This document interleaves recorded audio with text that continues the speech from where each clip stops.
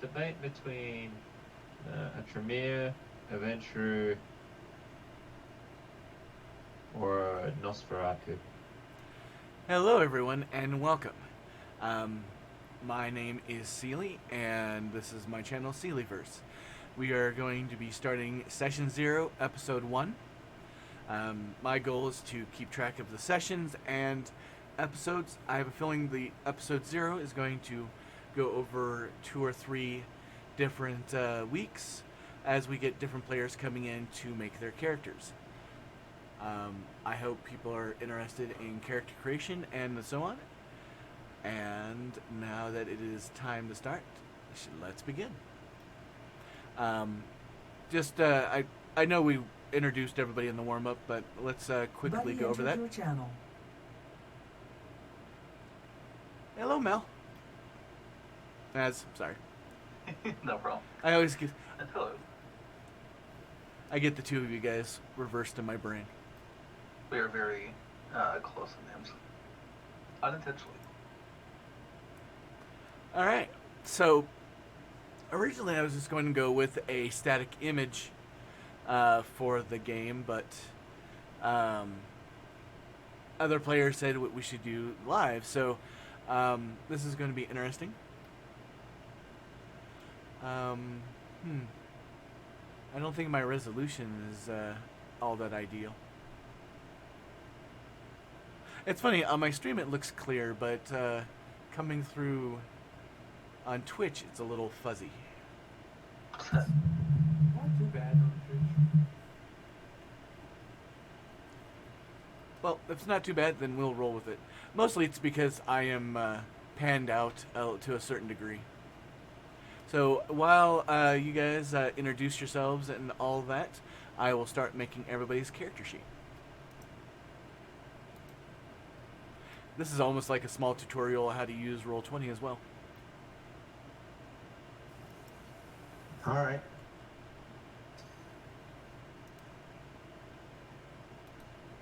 Well, my name is Maz, which is short for Mazurkoth. I've been playing D&D games for nearly a decade now, and I've been a DM for the most part during that time, and I've been really enjoying the time being a player. This is maybe month 2 of me playing BTM, so I'm still fairly new to it, but I'm really enjoying it, and I really enjoy Seely's game so far.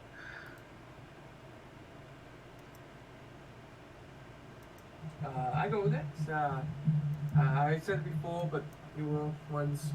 I'm Ock. I've been playing at Sea League for around a year and a half, maybe almost 2 years. I play Vampire for the last 4 years. I also ST and also play Silly is the one that convinced me to be like, not convinced, but how he plays made me like, I should be ST. Yeah. So, that's me. Hello.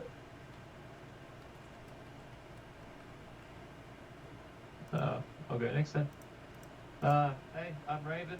Like I said before, I'm new to whole BTM and only recently playing with Seely and the other crew. It's been pretty fun. I quite enjoy it, and I look forward to playing this all with everybody. All right, then. I think I'm the last one up today. I'm Brown. I have been playing with Seely for a few years now. And I've been playing Vampire along with Dungeons and Dragons and a bunch of other role-playing games for over a decade. I DM, I ST, I GM, I play a bunch of stuff. I'm very familiar with the standard lore, and I'm pretty familiar with Seely's custom lore. So, yeah, I'm going to enjoy being on the stream with you all, and I can't wait to have some fun playing Vampire. Yeah. So, touching on that whole, well, let's, I guess I should introduce myself as well. I'm Seely. I have been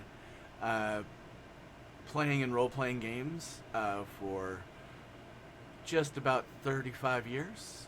I have been running games professionally for the last 6.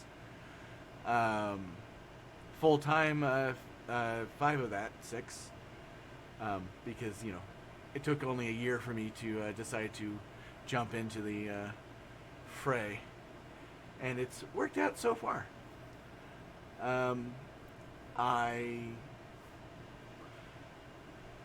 as a person who's gamed their entire life, I have worked in 3 different game stores. So one was technically a Magic the Gathering store, and another one was technically a comic book store, but all of them sold role-playing products. I have been in the industry adjacent to the industry. I lived in Seattle for about 20 years at a wonderful comic... I'm stumbling, my apologies. So, for 5 of those years, I was a manager of a comic book store, which sadly is no longer in existence. But I got to meet a lot of really interesting people in the gaming community. And I deeply value meeting them. I've also met some interesting characters. It seems humans come in a wide assortment of flavors. But with that, I have moved back to my hometown a couple of years ago for varying reasons that I don't think I should share over the internet. But let's just say that I don't mind being here. With all that said, let's get started character creation.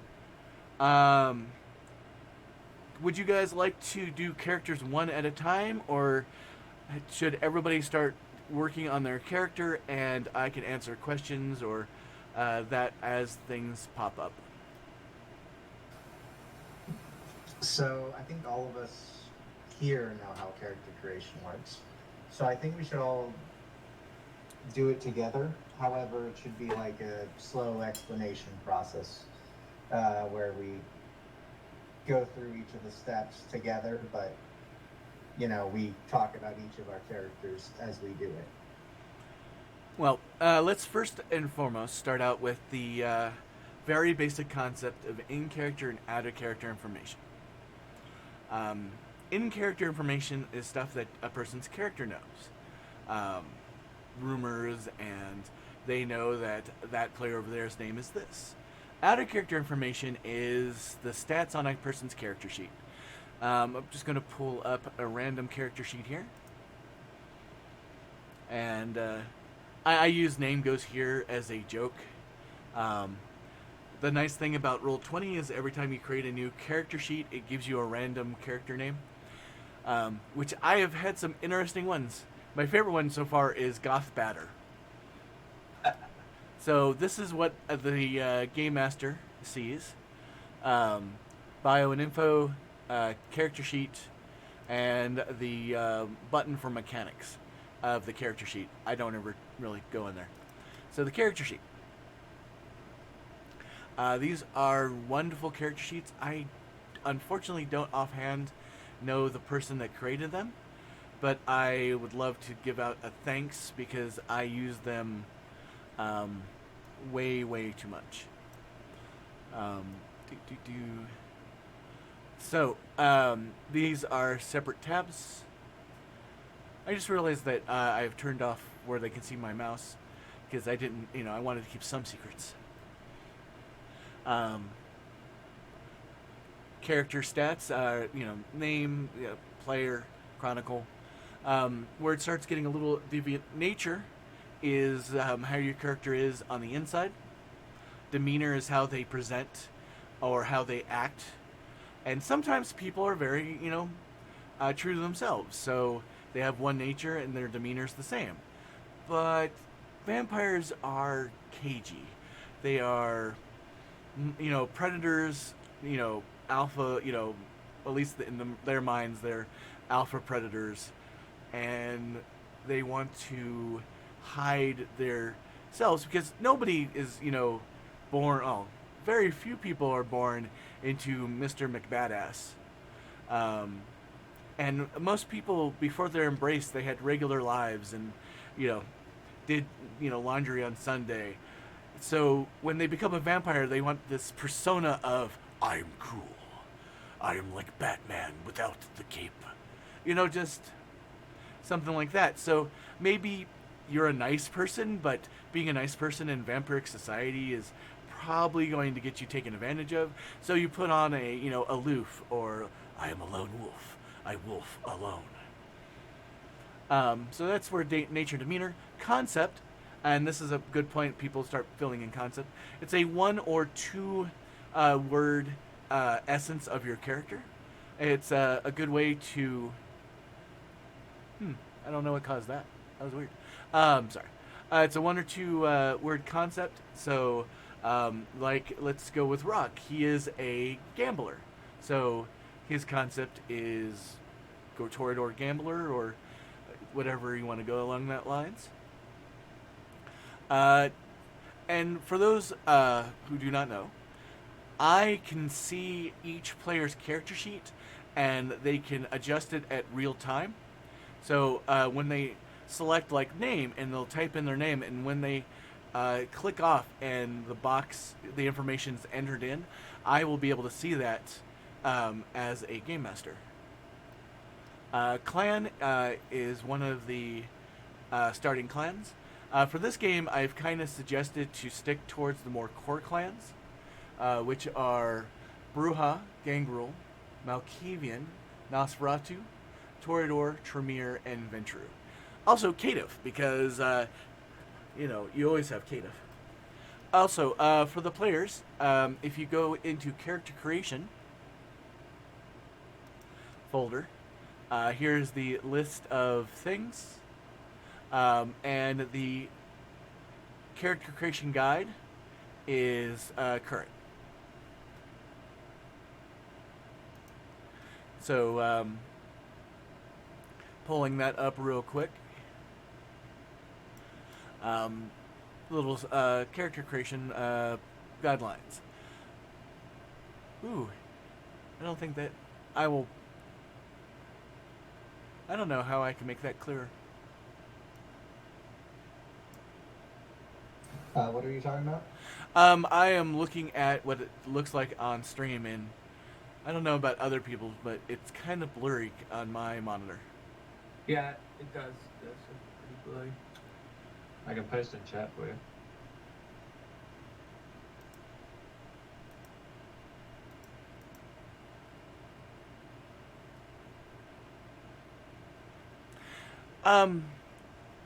Mostly I'm just worried for those who are following.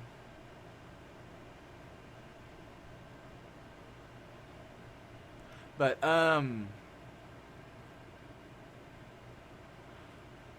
so, all characters will be less than a year as a vampire. They've been embraced and trained by their sire. And, the first session will be their release and, getting to be introduced to the tithe system. Just for the setting, I generally go with American or Major Time in the United States is preferable.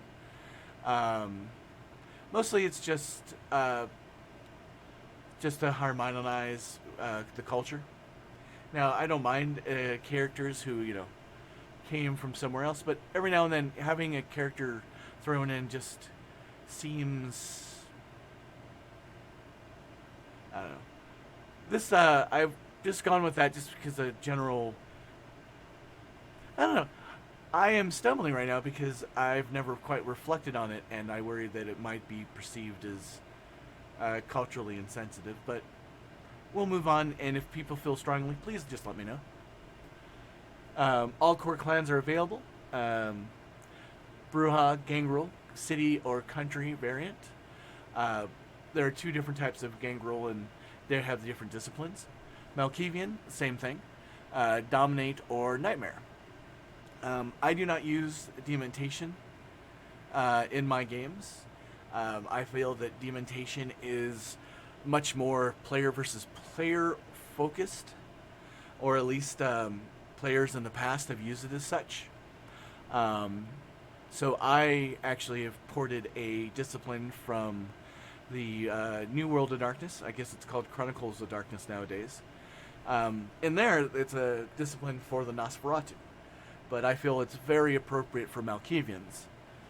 To continue on, Nosferatu, Toreador, Tremere, and Ventru. 1 member per clan, and first come, first serve. I like having some diversity amongst the clans. That way there's no, the 2 Ventru run everything. And having everybody have a different set of disciplines and all that is very helpful in my opinion. Being a child of one of the members of the city is preferred. All characters are Camarilla members. After the characterization is built, you'll have 25 XP plus 4 XP per past session. The 4 XP is for when people join games at later points. Currently we have a full roster of 6 players, so that's not going to come up. All characters will start with status 1 Camarilla, and that is to represent that they are being released the first session. They will also start with lore Kindred, which is a understanding of the basics of being a vampire. Sun is bad, blood is good, and so on. And lore Camarilla or their clan. And this is just mechanically what lores do is if you make any roll, your target number is 6. What it does in a greater sense, it is your character has been taught and has a deep understanding of whatever lore that they have. And there's just more minutia after there. People can pause and read if they want. One thing, I don't use the humanity system in my games. I feel it is a clever people can find ways around it, and there's also the path system, and a lot of times I think it is more of an out of character punishment than something in character, so I just remove it and pretty much do an audible at times when a player is being too off the mark. But what a person's mark is, it really depends per player, so that's where we go.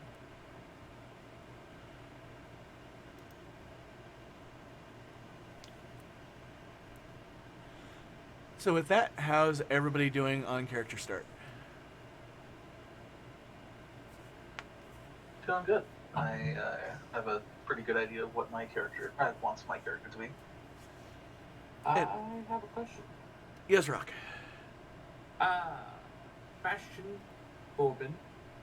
Am I able to be his child? Yes, yes you can. That means Bastion Bourbon is a Toreador. In this setting, he is the champion of the city, which we'll get into a little bit later.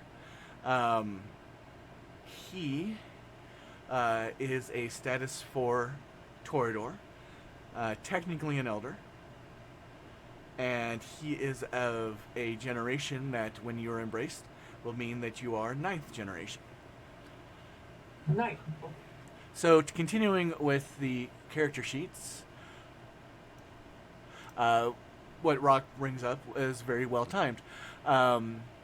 So you got clan, which is the clan of the person that embraced you. Sire is the individual that embraced you. And generation is how many steps away from the very first vampire you are. Basically a copy of a copy of a copy, that kind of thing. Pardon me. I just realized I should actually set up a push to mute, so when I cough and do stuff like that, I can not have to share that to the world. But Bastion Bourbon, in this case, is a 8th generation vampire. So when he embraces Rock's character, Rock will be a ninth generation. And basic math will go from there. So once everybody's done filling out their primary stuff, we can move on to attributes. I'm wondering if I can actually get everybody's character sheet. I don't think I can. I can't find the tab for Bruja. Vampires Kindred.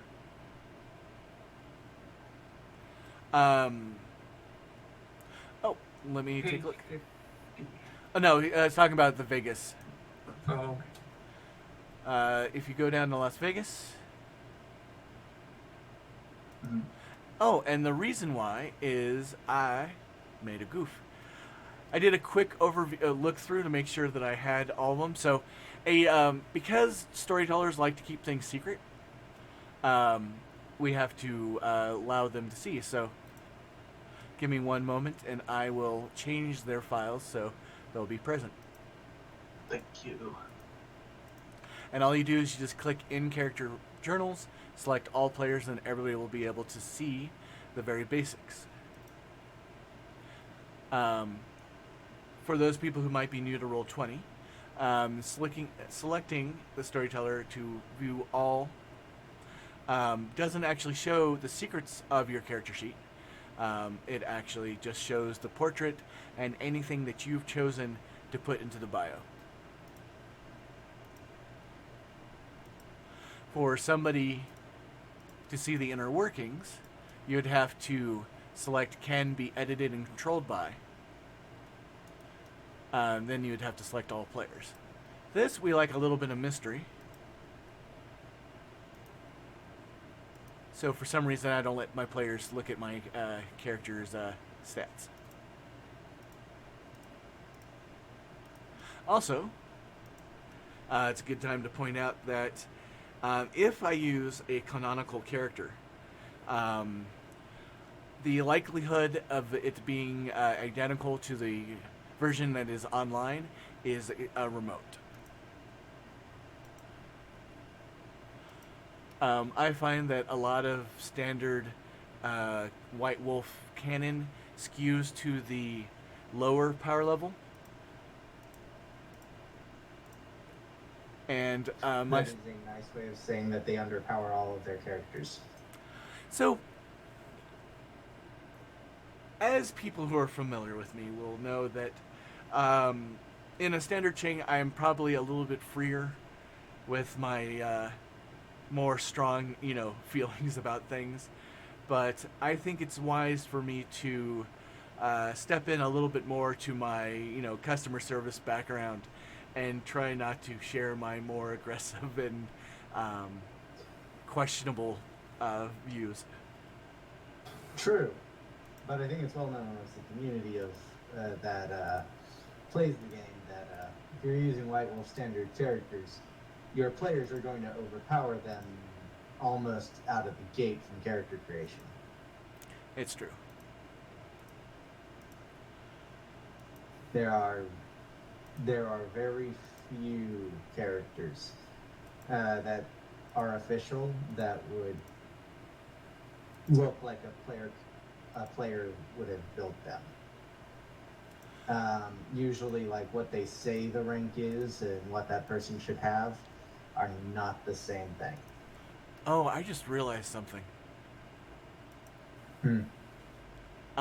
With me editing characters, it is showing off assets I have not officially gotten a permission to use yet.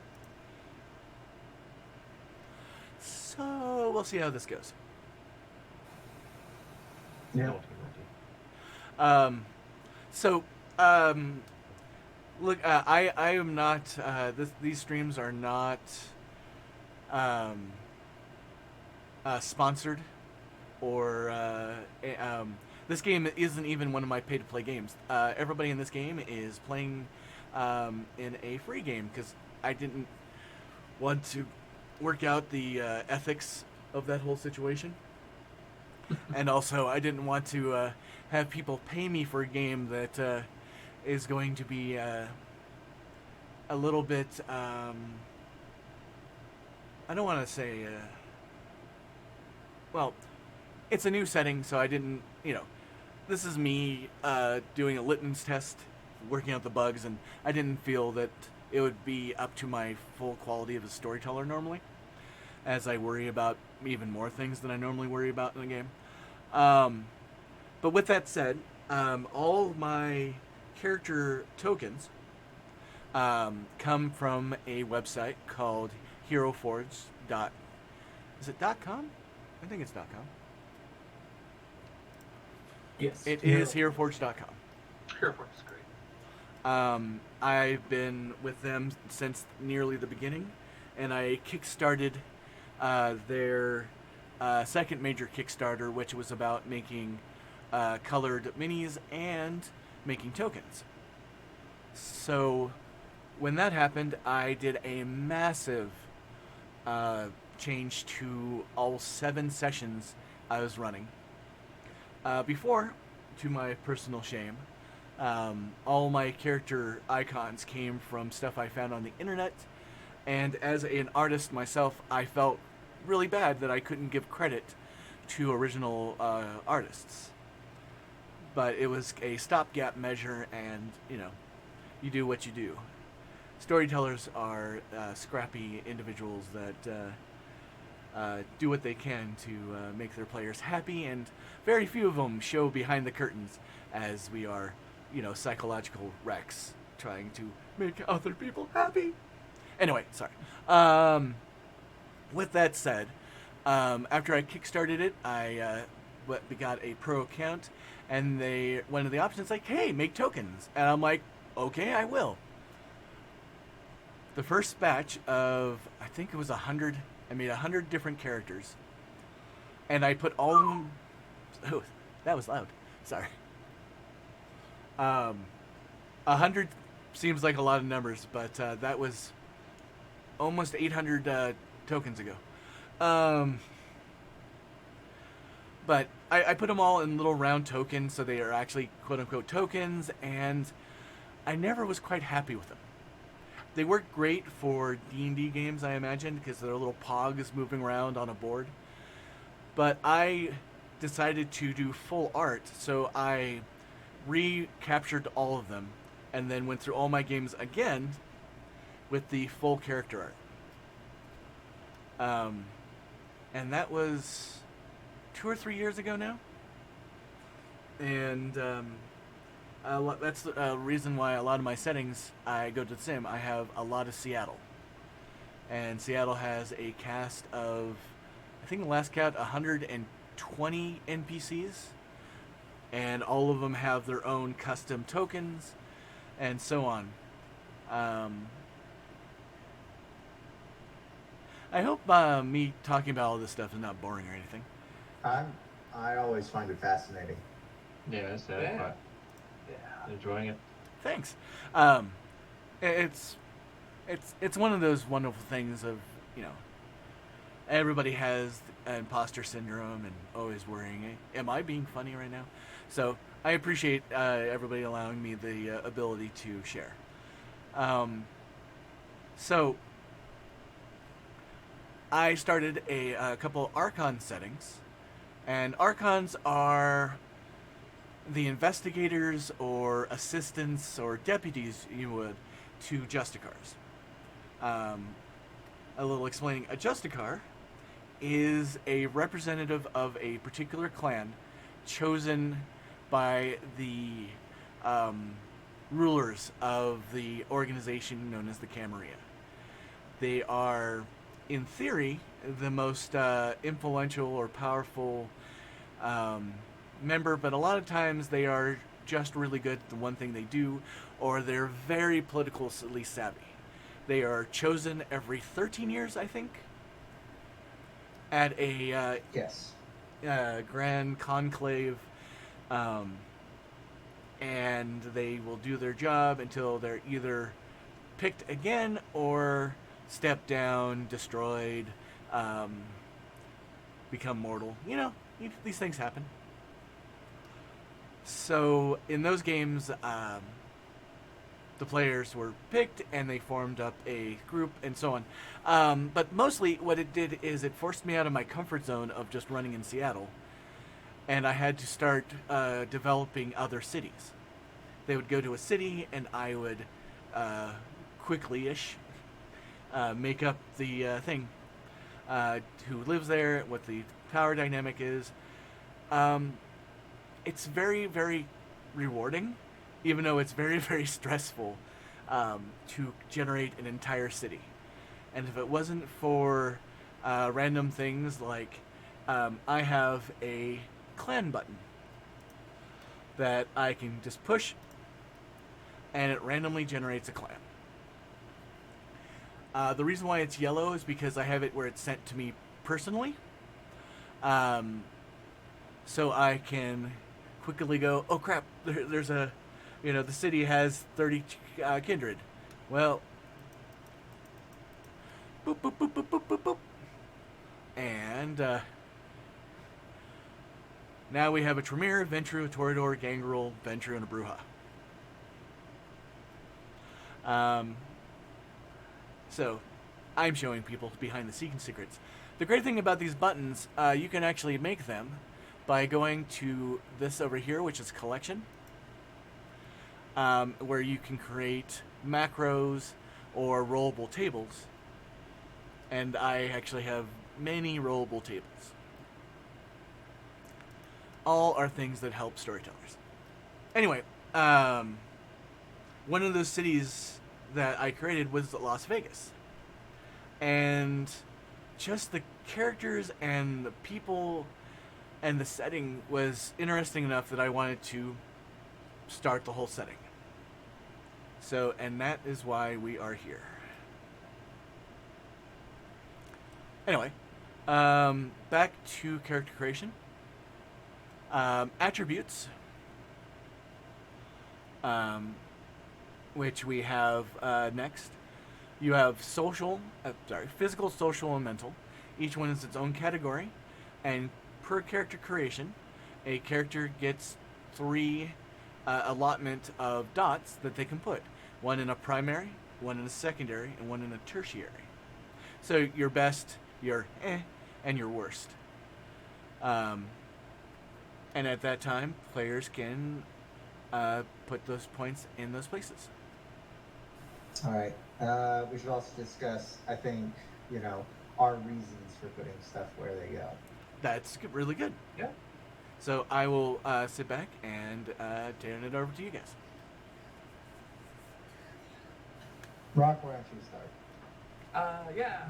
So I'm a Toreador, and he's very social. They tend to be social creatures. And as a gambler, one of the most important things about gambling is to, look into someone's eyes and know what their hand is. So I chose social as my primary. I wanted him to be very attractive, so I chose higher to the appearance. And then I went to charisma, is my second highest, and my manipulations are 2. I plan to get that higher through other ways after XP or 3D points, which you certainly do later. I then mental as my secondary. I chose it because to win a game of gambling, you must be pretty intelligent and other aspects. So I chose intelligence to be my next one, he's a very intelligent person, and then perception, wits are my same. They are witty, but not as witty, pretty average in the wits right now. And then my last one is physical. He's not a physical guy, he get beat up, but he quick on his fingers. So as a cheater of gambling, because sometimes you play fair, sometimes you do not play fair. So I chose high dex because he switching a call once in a while if he thinks he's going to lose and he has to win this particular hand. So I chose dex to be my highest, but then strength and stamina he's weak at. So those are ones for me. Yep, that's my character, Jonathan Daniels. His attributes.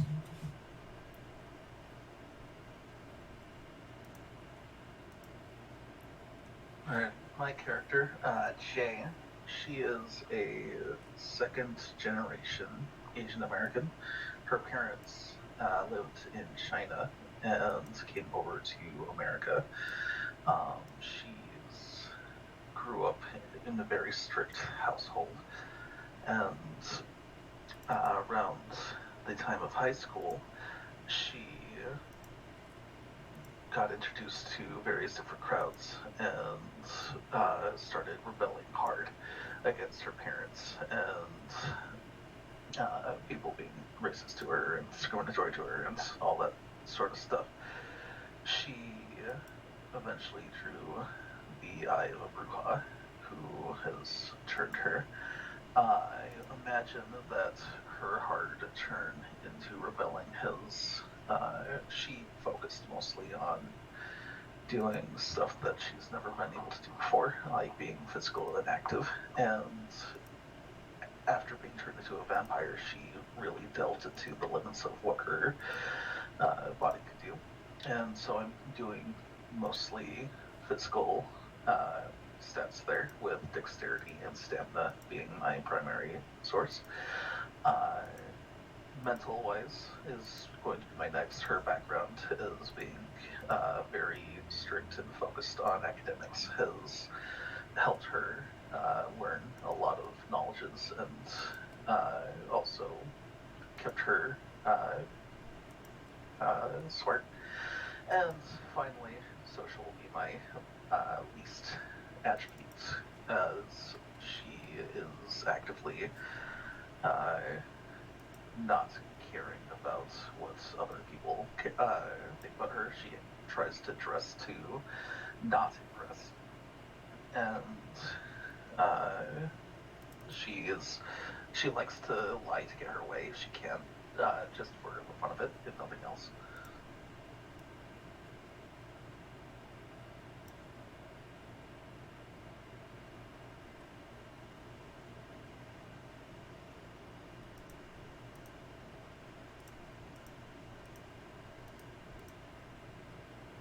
Alright, so I suppose I'm up then. I'm making a Nosferatu. And at the moment, my guy is currently called Sebastian Maxwell. With attributes, I've got 4 in strength, 3 in dexterity, 3 in stamina. He's going to be more of a physical type character. Going to be kind of like the bouncer-esque person, the muscle,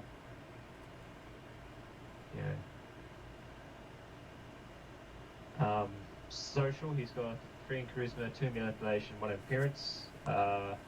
He's semi-charismatic kind of guy, tries to get along with people, friendly. Manipulation is reasonable at it. Appearance, he's a Nosferatu, so they're a type of clan that they are hideous looking. Their clan bane is they are very ugly, can't be in normal society due to their masquerade breach, so it's easy to tell they're monsters, especially with this character.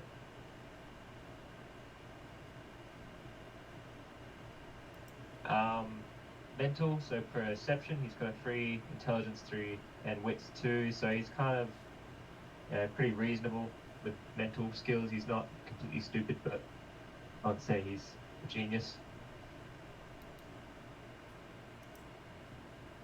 Just to add, your appearance needs to be 0 because that's far too far.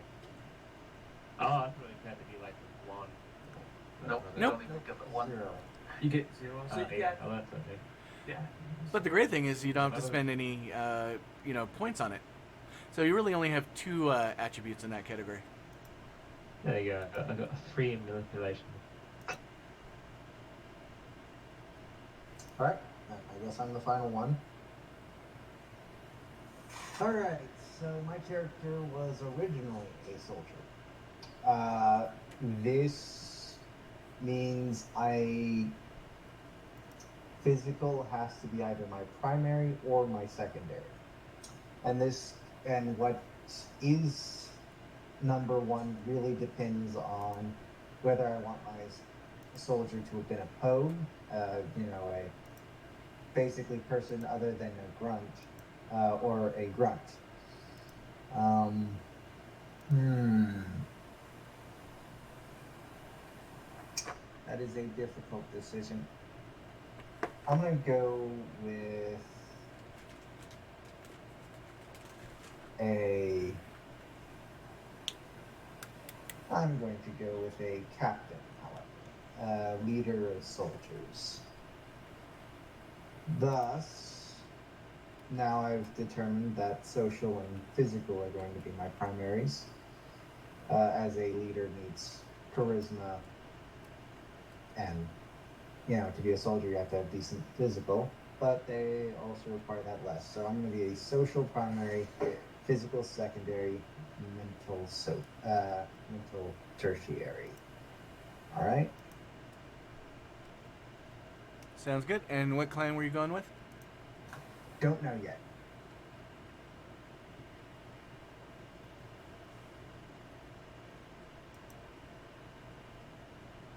Fair enough.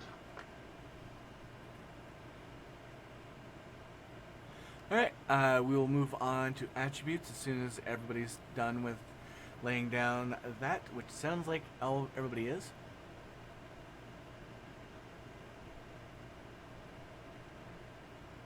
You know, instead of outing your guys' character sheet, I'm going to start just showing a blank character sheet.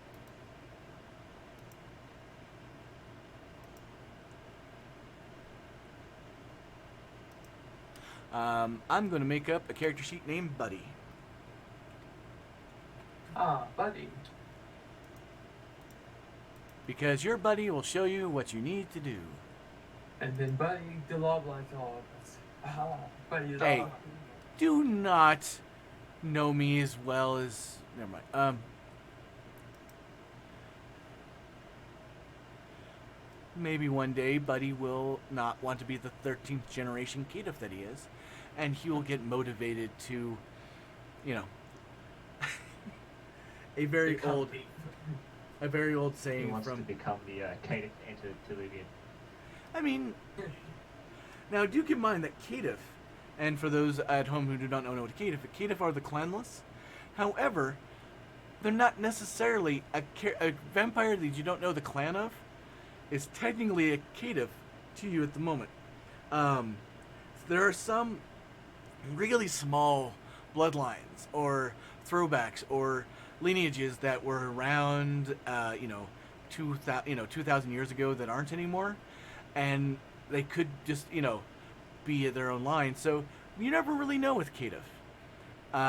There's also kindred who get tired of their clan politics or get drummed out of their clan, and they become what's known as a Kadif. So Kadif are kind of neat in the fact that in character creation you can pick any 3 disciplines with your storyteller approval. My rule of thumb is you get to pick 1 rare discipline and 2 common disciplines. And I actually have a list of which is which, but yeah, it's really kind of cool. And I was like, what? Why am I talking about Buddy? Anyway, so we just did attributes. Next comes abilities. Abilities, once again, you get the primary, secondary, and tertiary pools of dots. But it gets a little bit more complex now because, one, you cannot put more than 3 dots into any one ability. But the thing is 3 dots, it's pretty impressive. I mean, to have a doctorate, you need to have 3 dots in medicine. So in the scope of flavor, vampire is really, really, interesting. 1 dot is you've been trained at it. So even 1 dot, it looks really, really, weak, but 1 dot in flavor is you've gone to, you've took automotive in, high school. You've, passed your history class. 2nd dot is you get a little bit of experience or you've gone to college. And 3 dot is, full on, you are as knowledgeable as anybody through our education system can be. The fourth dot becomes now you've had 5 to 10 years worth of experience, and the fifth dot is you are one of the handful of best in the world. Now, that is the flavor, and as anybody who's ever played this game for any extended time knows, the mechanics do not favor the flavor. Ooh, I think that's going to be my tagline. Favor the flavor. But because of the dice mechanics, which let's touch real quickly on that. This game uses D10s, and it is D10s against a target number I pick based off of the situation, and the more dice that meet that number or exceed it are successes, and you need at least 3 successes to have a complete success, that you did it flawlessly. If you have less, if 2, you did it, you succeeded, but there was you didn't maybe do all of it.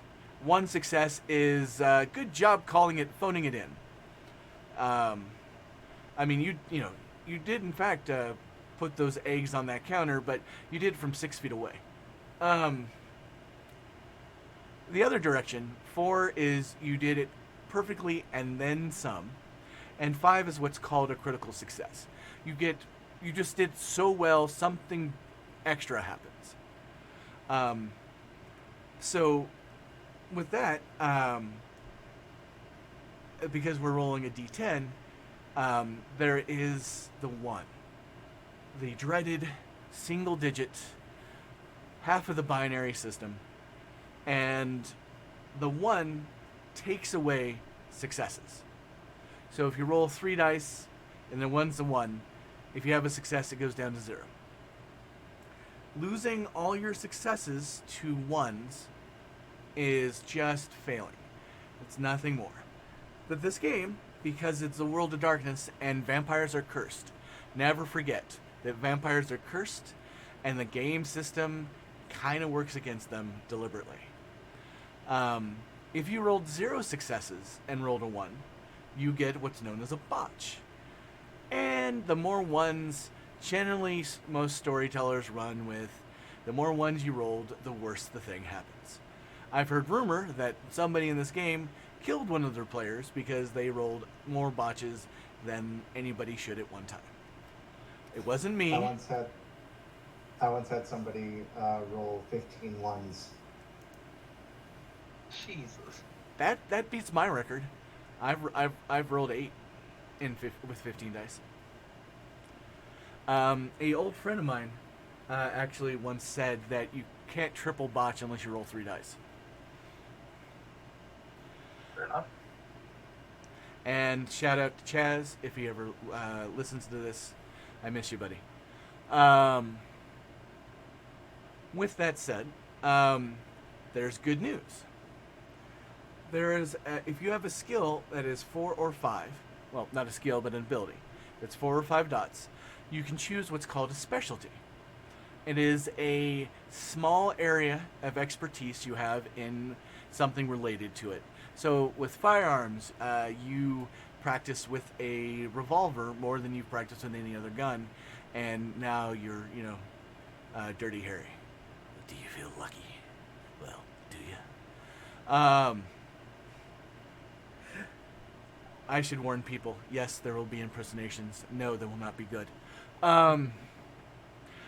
So, when you have a specialty, what it means in the Vampire 20th Anniversary Edition, which I will refer to as V20 for, saving seconds, is if you roll a 10 counts as 2 successes if your specialty is relevant to what you're doing. So, if you are to take the last example, if you're specialized in revolvers and you're firing a machine gun, 10s are just successes. Another thing to know, 10s always succeed, 1s always fail. There are times that a person's difficulty will go down to, theoretically, they should just succeed, but 1s are always failure because, once again, you're cursed. and mechanics are game mechanics. With that said, I have a thing. With that said, I better try to stop saying that so much. Anyway, one of the rules about this system is if your dots and how you choose the dice to roll is you pick your attribute and ability. Well, the storyteller technically does, and you use that pool to roll dice, and that's how many dice you roll. If your die pool is higher than the difficulty, you can take in most things an automatic success. It means you take your time, and while there's not a chance to be stunning at what you do, you can just do it. Driving cars is probably the most common automatic success because I don't have people roll every 3 minutes. You hit a traffic intersection. Roll to see what you do. Oh yeah, you know how to stop. Anyway, there is, in fact, the possibility of too much drama. Focusing, which is something I'm really good at. Abilities, we have the 3 categories: talents, skills, and knowledges. Each category has a penalty if you do not have dots in it and you try to use that ability. Talents, if you try to use it, there's no penalty, you just use your attribute. It's just stuff that you're naturally talented at. Makes sense, right? Skills, if you do not have a dot in a skill, it is you get a +1 difficulty to the die roll. So base difficulty for all things is a 6. So let's say you're a vampire who never learned how to drive a car. Then you'll be using your dexterity and some other modifiers, which we'll get into down the road. But normally I would say a dexterity and drive roll. If you don't have drive, then your difficulties are 7. But most people know how to drive, so it's fine. And then knowledges. If you don't have a knowledge, you cannot roll, which has encouraged me to create some side rules. Like if you don't have a dot in academics, you are illiterate because you never learned that letters and numbers do things. It does make sense, though. I mean, if you've never been taught in how to do surgery, you really have a hard time taking out people's appendixes. Appendixes. Words are hard, right? And all that.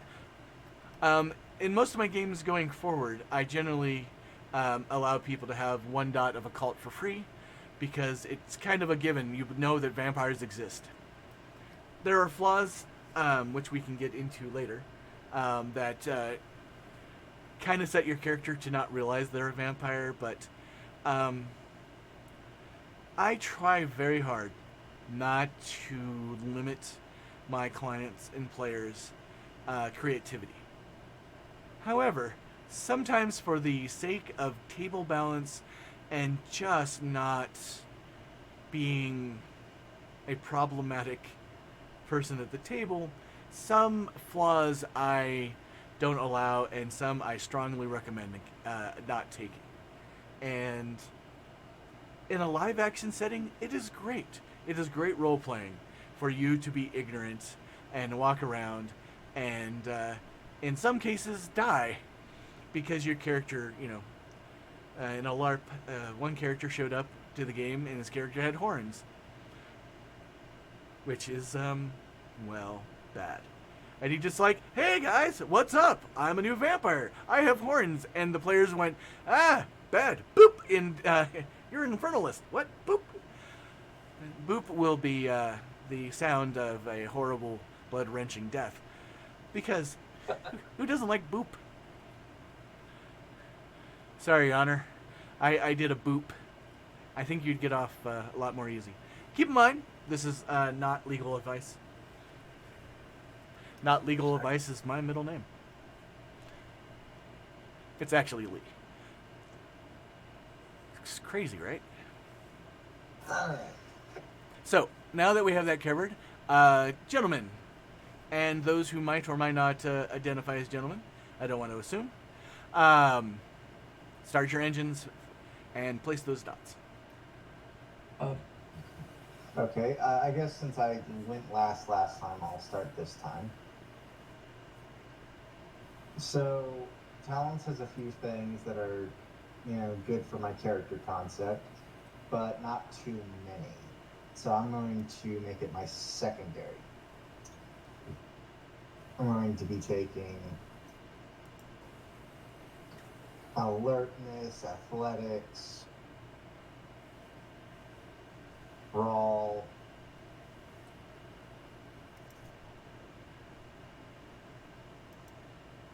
intimidation, leadership, empathy, and expression, all at pretty low levels.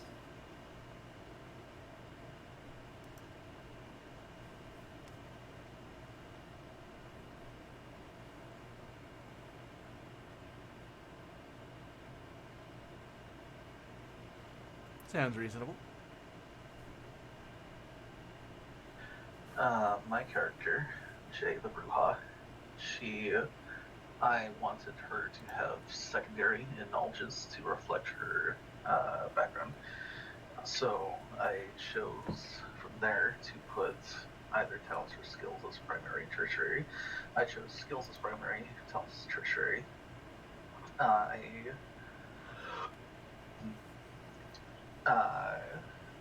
built her to reflect a more criminal background, so that she is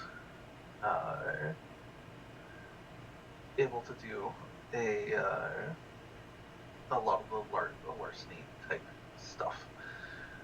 She's also I'm kind of excited for a street racer. She really likes her car and likes driving fast. Doesn't mind ramming people off the road if necessary.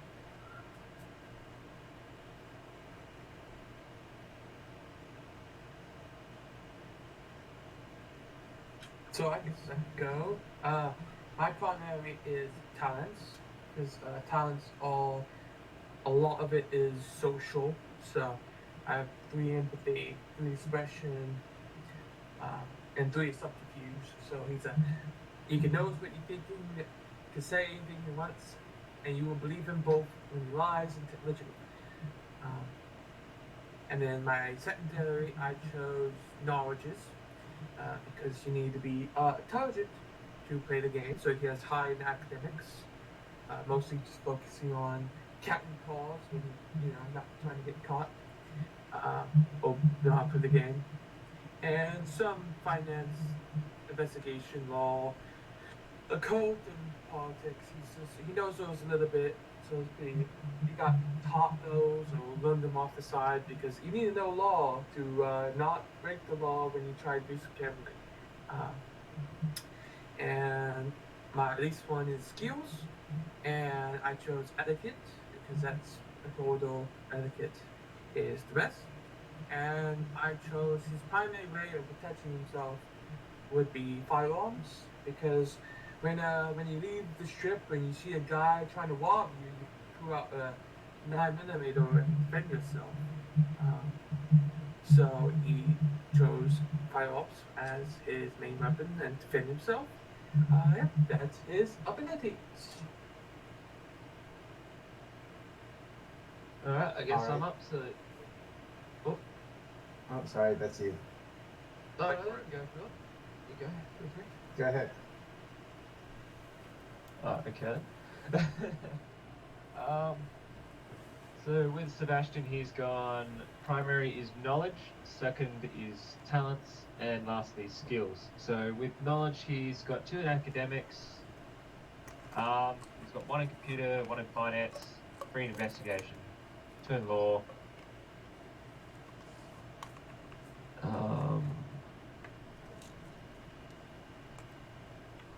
Essentially, he's got pretty much 1 in everything, and then a few spots he's just moved up in, because the idea with this Nosferatu is he's actually got amnesia, and his idea was trying to gain as much knowledge as possible to see if he can regain any memory. So then with talents, I've got, 1 in alertness, athletics, brawl, and then 2 in intimidation, streetwise, and subterfuge due to Nosferatu kind of being he's a frontliner, and also with the streetwise and subterfuge is due to Nosferatu's obviously being well in navigating the streets and kind of being stealthy and sabotaging stuff. And then I've got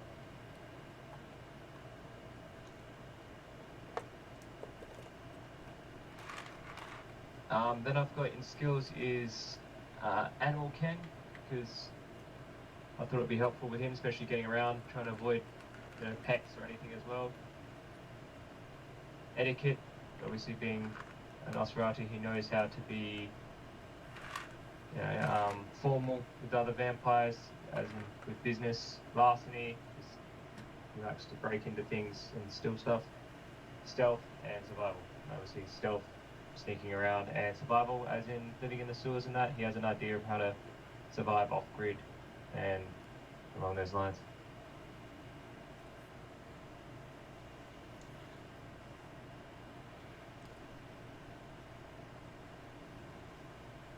All right. Sounds awesome. Let's see. I know I know that Rock has picked their sire. And has anybody else? Oh wait. And Jay, you're good. Oh wow! It finally cleared up. Huh. Yeah, I was thinking of taking Bertha Gilmore. I don't really know anything about her. I just random, pretty much. Bertha Gilmore. She is a interesting individual. She is a teamster and was a influential individual in the area. She is a former MMA, not an MMA fighter, but to get through college, she did pit fighting in the local Vegas area. She might be inspired by a character from a show that's no longer on TV. Nice. And I'm certain that anybody who has seen that show might catch where she's from. It's animated. That's the only hint I'm given. But she is... well, everybody in Vegas, I mean, most people have some level of martial ability, just because of the way Vegas does some things. But I don't want. I'm giving hints, but I don't want to give away spoilers. I'll do that in the first session, or at the end of the 0 sessions, depending on if people want it or not. Oh, my apologies. So that's Bertha. All right. Let's see. Brown, have you decided on clan yet? Nope. Though I think I'm sticking with my Sabbat Survivor, so I think my character sire will not be on this list. Would you like me to generate you a random clan? Because that is you would have been a random clan and a random generation. I mean, I'm giving you the option, and if it turns out to be one of the clans we already have, we'll just roll again. But Gotcha, that works. now, one thing I do in all my games, and I'm going to do on this game as well, is players have 3 sessions, and these 0 sessions don't really count because they're not a session, but they have 3 sessions to move around points to make their character exactly where they want. This is a option that I actually picked up in a LARP I played in Seattle by the name of Gothic. And if you're in the Seattle area, there are lots of amazing LARPs. I don't know if it's still running, but since I have lived in Seattle for about 3 years now, but I do know that one of my friends up there they have their own LARP-focused site, which I don't know the name of, so this is a really bad plug. But they actually have a camp that specializes in running boffer LARPs and the like. And it's, from the sounds of it, it's amazing. But unfortunately, all done after I left. So the three session allows you to move around points and to really tune in your character. So if we get a random clan and you're unhappy with it, we can tweak it. But if you run with it, that would be badass. So Yep. let me hit the clan. That's random. All right. Random. Now, unfortunately, this is only my clan button is currently cam focused, but on the upside, it means you will be within the regulations of the game. So, my North America Sabbat game has a button that has every clan because anything can happen in that one. So, survey says came up La Sombra, which is not viable. Bruja, not viable. Toreador, not viable. Button, work with me. I know that Bandit wants to be a Tremere. Yep. So So that one's not viable. Malkavian. All right, that works.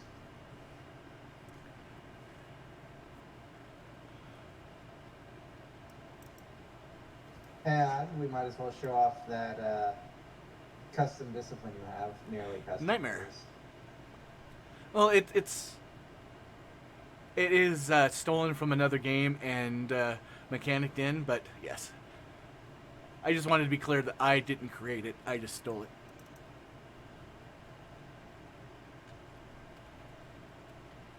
I almost named you Nalkavian. Typos. I am playing a Malkavian in the other game. This is going to be fun. Hopefully, different characters. I mean, they have different origins. They do, very different. And I'm not going to be using Alice in Wonderland syndrome. So a bit of info on the Malkavian clan. Every single Malkavian is irrevocably insane, usually in ways that seem similar to standard human madness, but also in ways that are completely different, or ways that don't actually function, because every single Malkavian is connected to every other Malkavian through something called the Madness Network, and their clan flaw is being crazy. Unfortunately, that is the best term for it. Many of them act it up too, and purposely act like they are more disabled than they are. But I will now be playing someone with a serious disability. I always try when I'm playing Malkavian to accurately reflect that. It is also not uncommon for Clan Malkavians to act a certain way, hiding what their true mental illness is, because they're just like, well, if you're going to treat me bad, I'm going to get away with stuff, which leads to fish milks, to one degree or another. Which is although there are some Malks who are so disabled that they become gnawed. At which point, Clan Malkavian just shoves him to the nearest elder that needs to feed from only kindred. But those are secrets. I'm now Malkavian. I can give out clan secrets and out-of-character streams. Yeah, that's fair. And, yeah, since you are... I'm trying to decide when would be a good time to talk about some of the Seelie-verse divergences from Canonical. The Seelie-verse is only nominally related to the Canonical White Wolf story arc up to when V20 came out. The Seelie-verse has some major changes, though. One of those being that when... canonically, when the Sabbat came over to the United States, North America, to quote unquote correct the divergence of the Sabbat that had taken up residence there, because they were like, hey, we're not under the thumb of the big organization, we have some ideas. And the European Sabbat went, no, came over, beat them up, and they realigned. In the Seelie-verse, because the Sabbat in America had been grabbing people from the Revolutionary War, the Civil War, the Mexican-American War? Is that the terminology of that one? Anyway, Yeah. they grabbed so many soldiers and veterans that the entire ethos of them went away from praying away the antediluvians to let's build an army and bring an army to take them down, and thus the North American Sabbat were formed. Their main headquarters is still in Mexico City, in Mexico. However, there is a lot of core differences. One being they follow some tenets. One of the tenets being the chain. It is the chain of command. The person above you, while doesn't have a say on your personal life, they are someone to listen to and give direction to, because you are an entire part of an entire organization that's moving towards one direction. And that direction is to protect the world against the antediluvians when they wake up. So a lot of it really took the Sabbat and turned them away from being, originally. Now I'm being old Sealy on this. When I very first started playing, the Sabbat book had not come out yet, and it was still the core book. And the core book listed the Sabbat as horrible monsters roaming in the night that happen to be vampires. At least that's how I remember it being. This is, a while ago now. Anyway. I lost my train of thought. Get back here, train. So I always loved them being this thing. So when I found out the book that they are pseudo-religious, so on and so forth, I'm just like, that's not my Sabbat. I voted for the other Sabbat. Anyway, so North America Sabbat are militaristic, and they still do a recruitment calling the draft. They go to a random location, grab everybody there, drain them of blood, and every single person drinks from a chalice. The chalice is just a term. It could be a coffee pot. It could be one pack uses a Gatorade thermos. But the thing is inside of that chalice, which is something that was taken from the European Sabbat, is one dot of blood of every Sabbat member who is in the pack, anytime a pack sees another pack, and so on. So it's filled with thousands of drops of different kindred, which is how they embrace a vampire by giving them one of those, when I say drops, I mean a point of blood, but you guys get the catch. And so the generation of each member is random. It's because North American Sabbat does not care what clan you are. You are soldiers in the war against the antediluvians. So they have zero care about clan prestige of any level. Which also, just a quick sidebar, means that in the Seelie-verse, there is no antediluvians. No, sorry, using the wrong word. There are no anti-tribu. Because, as a person, my humble opinion is it never made sense. I've been a Brujah for 800 years. Oh, look, I joined this faction. I guess I'm anti-Brujah now. So I understand that clan, there's this whole these group of clans belong to this team, these clans belong to this team. In the Seelie-verse, there was really never that divide, so to say. So, why are trains so slippery? What? Train of thoughts. I Yeah. just keep on dropping them. Sorry. No. Choo choo. So I didn't want really go on to get too deep into the North American spot, but they changed the landscape a lot. They do not randomly their number one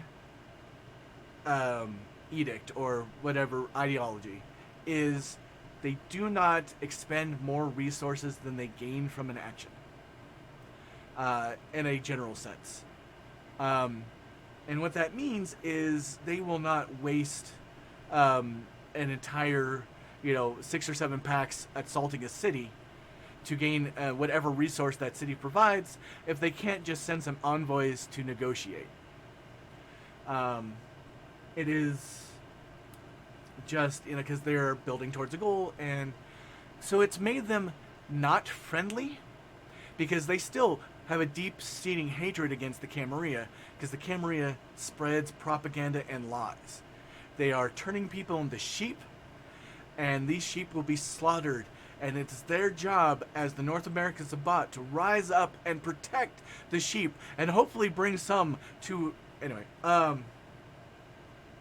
there are no correlations between my game and reality. None whatsoever. Do not associate things. This is a world-neutral game. Now, I feel like I need a lot of caveats and warnings. Anyway, refocusing. That is the Sabbat in a nutshell, at least the North American Sabbat. So, for sake of mechanical balance, Brown, feel free to choose your generation. Unless you want to Gotcha. randomize that as well. I'll choose it. Malkavian starts with enough disadvantages. That is fair. One, you have an IE, and what was that? I was wondering what my sire's generation was too, or if it was something I could choose. I have not defined her generation, so go ahead and pick your generation, and then we'll find out it's one higher than yours. Other than you cannot pick 8th generation. Got it. Because there's already enough 7th and 6th generations running around Vegas. We don't need more Bruja.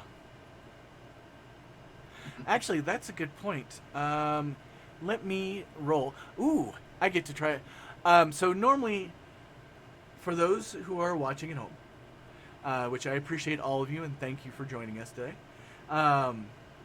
I do not script anything. All my stuff is off the top of my head, and I just run off the cuff. It is something I've done for 20-something years of gaming, and I think I do it okay. Ah, thank you. Whatever... Oh. Thank you, Mr. Monty. I was like, what's that noise? I'm new at this. So... And I think I'm going to have to turn down that volume on that. Pardon me a second, I'm about to cough. So, I generally, when I come up with a point of, making a decision, I generally roll a random d10, and that way it is not me arbitrarily making a decision against, whatever the situation is, and it's more, at least in my opinion, organic and honest. But I saw that the Stream Labs, which is the program I use to do Twitch, had a ability to do a wheel. I guess they use for prizes and all that, and I'm like, I'm going to totally use that for my D10. So after a little bit of struggles, I created the wheel that you see in the upper right corner. And Wheel of Fate. Wheel of Morality. Turn, turn, turn. Tell us the lesson that we must learn.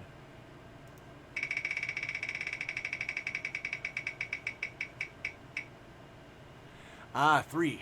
So, the general sense I go for my die rolls is 1 through 5 is bad for players but good for NPCs, and 6 through 10 good for PCs, bad for NPCs. So I was rolling to see if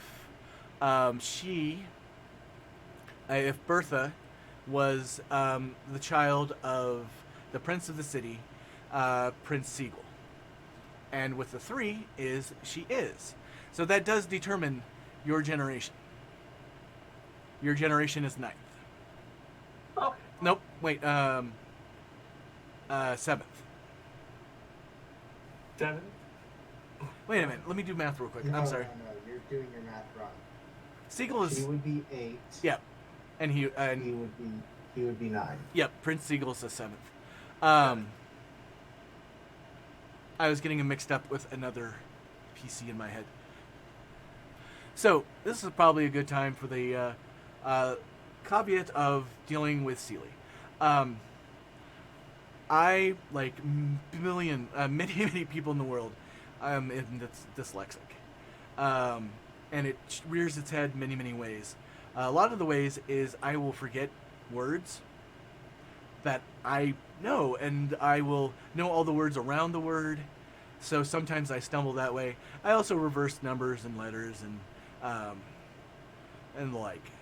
I just understand this. It's just something about myself, and I hope that it's never much of a detriment in my game, and nobody's really complained to me that it is. So that's just I will try never to mention it again. It's just kind of my brain is divergent, which is such a divergent. I mean, this is my humble opinion. Please don't get mad if you feel otherwise. But I just feel that being known as, cognitively or divergent is so better sounding than what we used to use, 10, 20 years ago. So I am, it's exciting. Anyway, back to character creation while we're all here this very day. Let me pull up Mr. Buddy. Oh, as a side note, for people who are new to Roll20, you can always double click on your character sheet's title up at the top, and it will minimize the character sheet, and vice versa. It is just one of the little tips that makes it handy. You can also do pop-out where you have it on a different monitor, but not everybody has the luxury of having, billions of monitors around them. So, we have just finished with abilities, and on to disciplines. Disciplines are a little ways down the sheet. Every clan has 3 disciplines. And since you did random Malkavian, I will actually let you pick, Brown, if you wanted to go with Dominate or Nightmare. It sounds like you chose Nightmare. I already said I wanted to show off the Nightmare discipline. Sounds So awesome. It's one that we're not going to be able to cover with anyone else really, and it's also unique to your system when we're playing in this setting. That It is is, true. as you said, from Classical of the Darkness or Chronicles of Darkness or whatever they're calling it. Yep. But Oh, WAD. this is probably the only chance. This is probably the only time some people will see it, so maybe it will serve as an advertisement for the other setting. Oh, yeah. So, personally, one of my favorite systems for playing Vampire is Chronicles of Darkness. I love that they have... Now, I haven't played 2nd edition. I only played the living hell out of the 1st edition, where they have a core book, which is the blue book, where you build your character out of. And then there are each of the splats would have their own colored book. And the Vampire book was the red book. Changelings were green, mages were purple, I think. Anyway. Sounds about right. Pretentious bastards. Shout out to Mage and the Mage community. You guys are great. I just I had some bad experience with Mage. Fair enough. And I am not a fan of running it, and I don't really love playing it. But since Mr. Mercado is an acquaintance of mine, I feel that I should plug him and support it and so on and so forth. He's a really awesome guy, and I don't really say that much about people I meet when they're screaming at me, which is a fun. Let's just say I said something that he took offense at, but we have grown since that point. I seem to have a magical ability of offending writers. Since I have had... anyway, focusing and not sharing dirty stories on the internet. So, every clan has 3 disciplines, and players get 3 dots of points to allocate to the 3. There is no right or wrong way to do this. There are more efficient ways, more cost-effective ways, but at the end of the night, the way you build your character, as long as it's within the rules that your storyteller set up, isn't wrong. And never let somebody go, oh, let me tell you how to actually do this. Because they're wrong. It might work for them. If you want to be efficient, feel free to listen to them. But efficiency is not role-playing. Well, it is role-playing if you change the spelling. It's R-O-L-L playing, not R-O-L-E playing. And, some people play the game you want to play. If you're in a game and you have, 6 other combat monsters at the table, bringing in that heavy role-playing character who can't fight a paper bag might not be the best choice. Then again, we all, look for gaming groups that we mesh with and align with. With that said, we should probably touch a little bit. I'm going to be doing this a lot more when we have everybody, because right now we only have 4 of the 6 players, and repeating myself is something I do too often. So, the flavor of this game isn't Murder Hobo. This is more of a role-playing and interacting with the world. However, the setting is very aggressive. It is so... Vegas is ruled over by Prince Benjamin Siegel. He is a character that was inspired by a person in real life whose life went a very different way than it did in the World of Darkness. He oversees Vegas with an iron fist. It is his way or leave, which is very standard for most princes because, a huggy, loving prince does not stay prince very long. But all princes are a different quality of bastard, you might say. In this case, other than his obsession with the color pink and flamingos, he has developed a obsession with the Romans, which is common with Bruja, from what I've been told. So he does a lot of things that are neo-Roman. Like anybody who has not had extensive education about the Roman Empire or does lots of history, he hears a concept and makes it his own because it's cool. And one of these things is the circus. It is not a place where you'll find clowns. However, there is a clown in the city who is the champion for his clan there. Speaking of, by the way, Brown, that is yours. Yes. Though probably this character is going to end up taking that spot. Well, enjoy the chainsaw fight with Killer Clown. Will do. Killer Clown, is an homage to a player that played in a LARP who got me into that LARP and really helped. He is the first person in Seattle that really helped get me on my feet. He also shares the name with another person, but that's actually more of a coincidence. But if Chip ever hears this, thank you for all the support you did in Seattle. And that's why I'm honoring you and having your LARP character from oh so long ago in this game. So, in my main Seattle game, I have homages to people all throughout my life because I'm the storyteller and that's what I get to do. With that said, disciplines. Has everybody chosen? And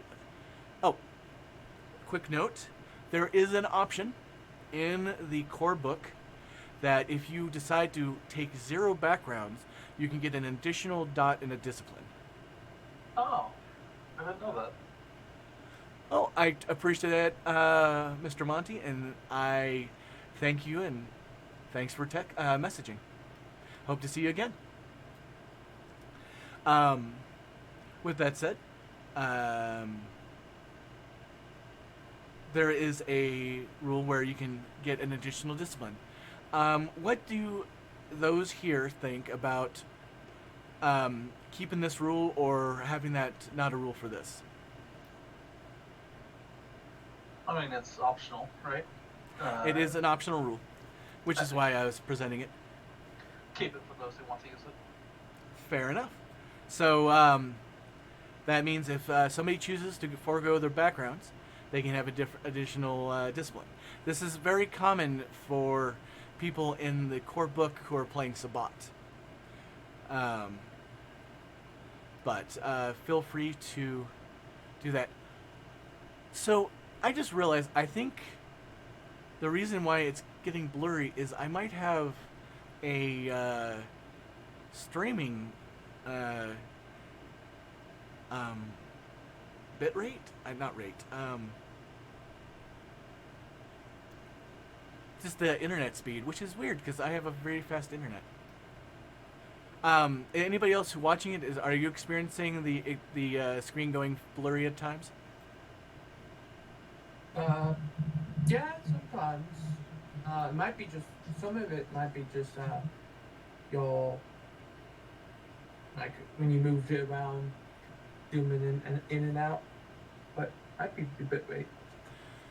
I will probably not right now because I know that is something definitely outside of my wheelhouse. I will message my mentor on this and have her help me adjust bits. So as we do, and it's kind of the reason why we have these, session zeros, is to iron out things. All right. So I will turn this over to the players and let you guys go. If you didn't do just what your disciplines are and what you chose. I guess I go first. I chose all of them because I didn't really have any particular discipline that I wanted to be high up because all of them are useful. Because for the character idea aspects will be helping my character see better and slow desire to cheat better. Presence will allow him to convince others he didn't cheat. So yep. So that's what I did. I did choose backgrounds since I had to technically, since my character's 9th generation because his size was 8th. So he had to do 4 generations just to get that babe. My character, the Brewhawk, the Brewhawk clan gets access to Celerity, Presence, and Potence. Celerity is a speed-based discipline. Essentially, the more dots you have in it, the faster you go. Presence is very much about charisma. Your natural charisma literally is enveloped on other people and gets them to do things. And Potence is strength-based. stronger you are. My racer chick wants to go fast, so I put all of her dots into Celerity.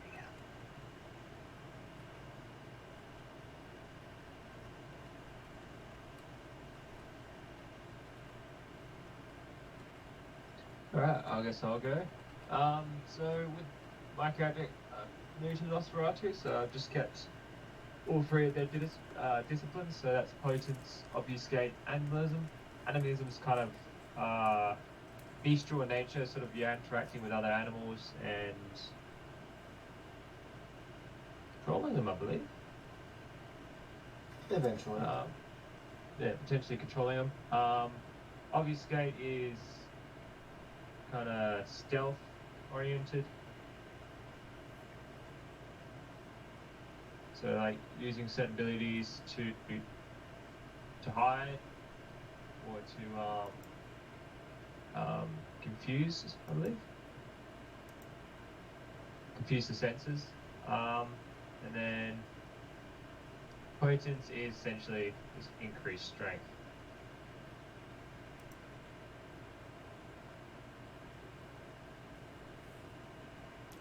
Sounds awesome. All right. Yeah. All right. I am the last. I'm the Malkavian. So my clan's disciplines are Auspex, Obfuscate, and either Nightmare or Dominate. Dominate is mind control. Pretty useful, but you know, I went with Nightmare instead, which is focused on essentially tormenting others with the bestial fractured nature of the Malkavian inside. Auspex is basically allows me to perceive things, which as Clan Nosferatu is well known for being oracles, is pretty in keeping with them. It'll also help me aim, I suppose. The first level being enhanced senses. Obfuscate is stealth. Basically, the Nosferatu know a lot of things, and they'd be a lot more effective if they weren't all crippling insane. But they're essentially stealth, observation, and then get out. As far as the plan itself goes. I think I think you said Nosferatu and you meant to say Malkavian, but that's fine. No, it's the same thing. The only difference is that the Nosferatu have physical capabilities and animals rather than just outright seeing the future and terrifying everyone around them. They're very similar. It's just that the Malkavians can't monopolize it because they're all insane.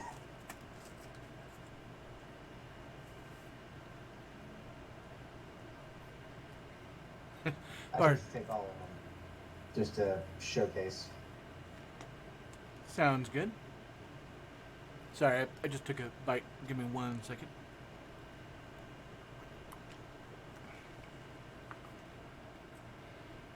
Don't want to be rude and talk with my mouth full.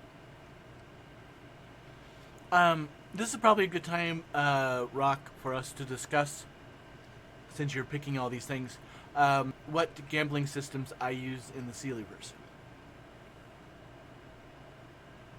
Luckily, since I actually have a professional poker player in Seattle, I have actually given the whole mechanics a bit of a thought. There are 2 ways to go about gambling. Technically 3. We could just, play cards. Roll20 does allow that. But that would change the game session from playing Vampire 20th Edition to playing poker, which I'm not opposed to as long as everybody's on board. However, the mechanic-wise, if you want to gamble and do it above board, that's going to be either perception or wits and academics. If you want to I thought gamble, it was intelligence. What, is that different? Or did you change it? Perception is noticing things. So that being your I mean, if so- intelligence is defined, pretty much any of those mental attributes, just depends on the way that you're playing. And going with intelligence would belie that you are crunching the numbers, whereas wits is you're playing the game more inspired at the moment, and perception is reading body language of the other players. Now, if you want to be play dirty, which for some reason I have a feeling that you're inclined to, that would be larceny. And that's either any of those larceny or dexterity larceny to palm cards and the like. Yeah, he plays all the ways. So, cheating, not cheating. So these are good things to focus on. All right. Now that we're done with disciplines, the next one, and these categories start getting larger, is backgrounds. Backgrounds are factors that are special to your character, that each one has a mechanical benefit. In my games, and this is mostly because of the way that I run the pay-to-play games, is I like all the players to have the same level of power. So I keep everything monetized through XP. So everybody can say, well, my 300 XP character is the same as your 300 XP character. And part of that is I allow people spending XP to gain backgrounds, whereas in some systems, you gain backgrounds by going out and role-playing and getting more backgrounds. But my rule of thumb in my game is if it has a mechanical benefit, you need to spend XP on it. If it is a flavor thing, I have no problem with it being flavored unless in it. So the person who has resources 5 buys a mansion. If it is just a pretty box that has no benefits, then you are more than welcomed to have bought a pretty box. And that's the reason why I don't really charge people for cars. Cars are kind of, they are a add-on that makes people's lives more convenient, but you don't go around shooting cars at each other unless you are a clan Bruja.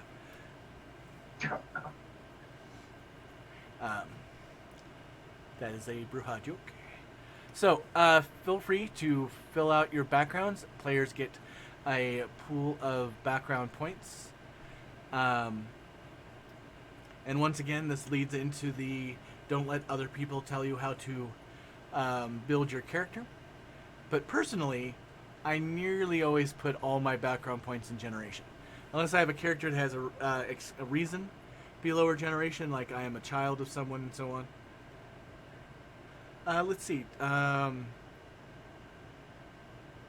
trying to think if we got everybody's sire.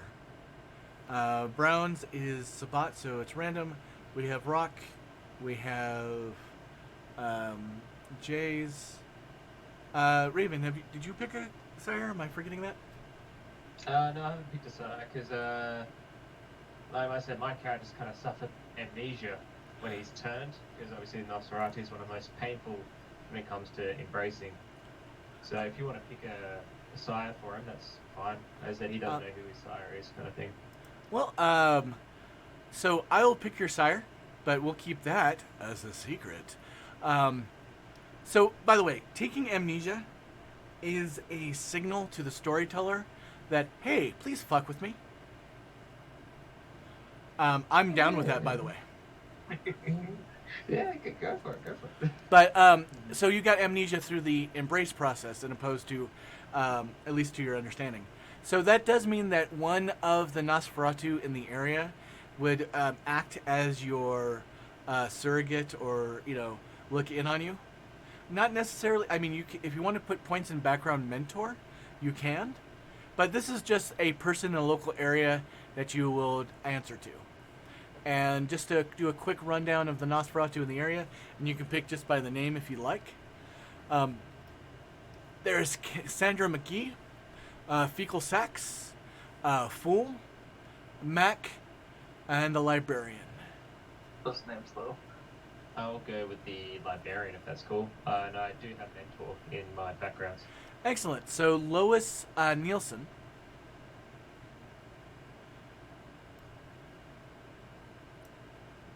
is the librarian.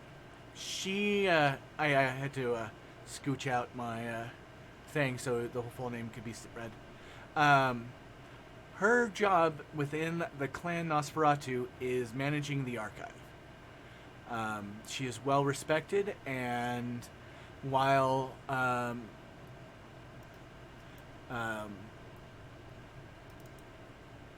throw her token up real quick here.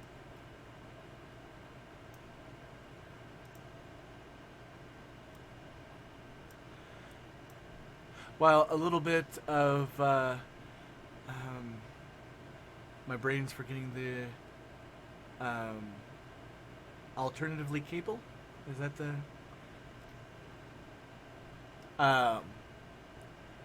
she lost her her legs through the embrace, and got some wild bone growths, as you can see.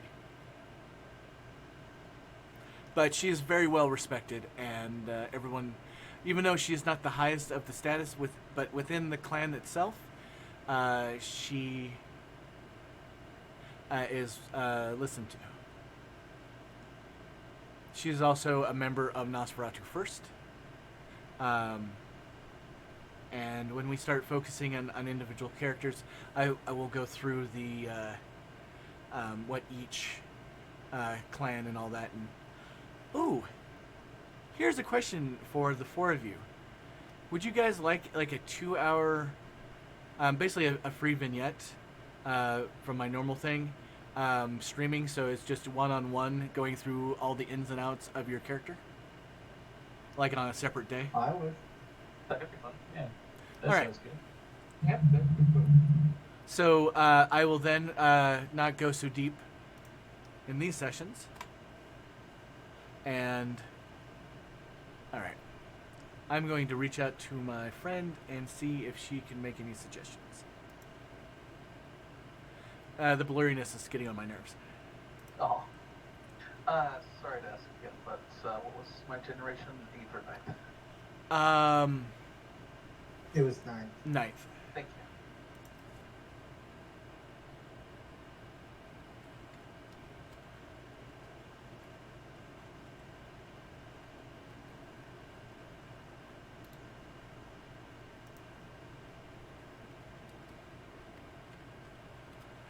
All right. Sorry, I just sent off a message to her. I am super lucky to have a mentor. It makes things easier. All right. So, luckily for the players, everything should be regular looking. It's just for the people viewing us, I feel bad at. And if anybody has a suggestion on how to fix that, who is more knowledgeable at Twitch and all that, please post in the comments. Because I have a feeling it's just a setting somewhere.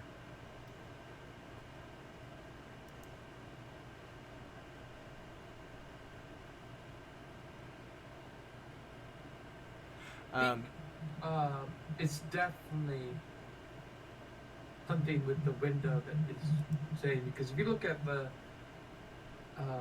like the chat, it looks pretty good quality wise, right? Comparatively. I mean, everything. To me, on the one that I'm following, everything is blurry. Oh.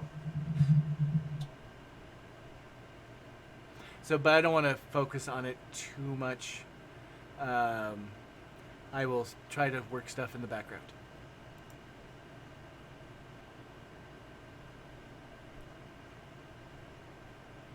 All right. So has everybody gone through picking their backgrounds? Yes. Yep. Yep.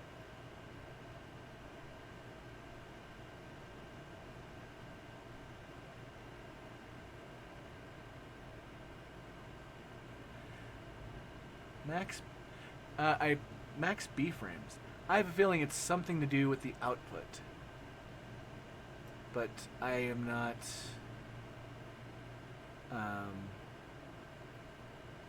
I am not a tech person.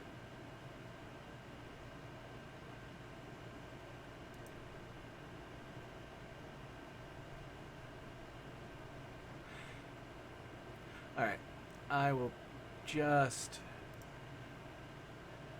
not focus on this. Gotcha. But trust me, I want to focus on this because of how obsessive I get about little. It's a quirk, but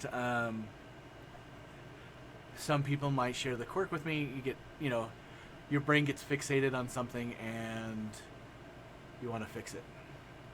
Like, I just noticed that the box around the chat is a little bit off, so that's what I'm going to start focusing on. Anyway, if everybody's picked their backgrounds, please let us know. All right. I'm good. Feel free to start. Oh, okay. I went full generation. There. The lit generation's nice.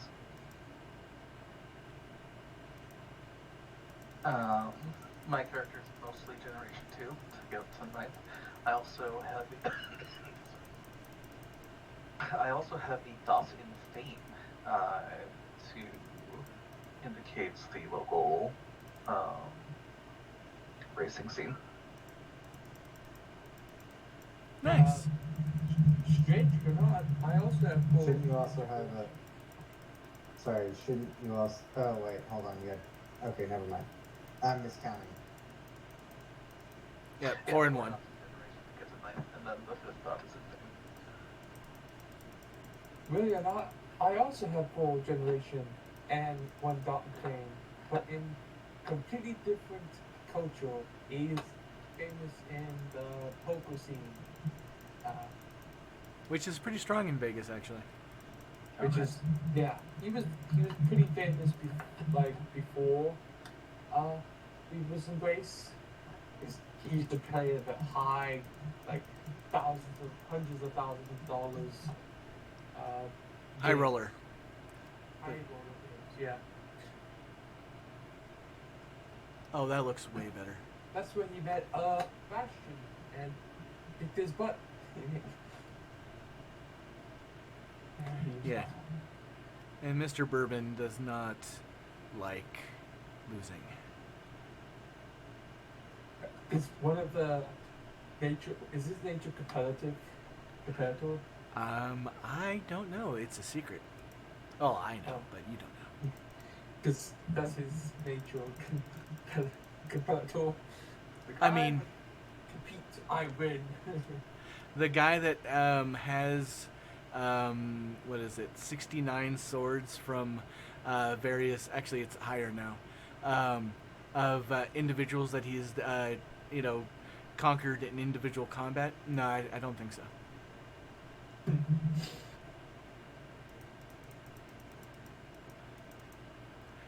Actually, for those people who are used to him in a different setting, he's actually like 80% different in the setting.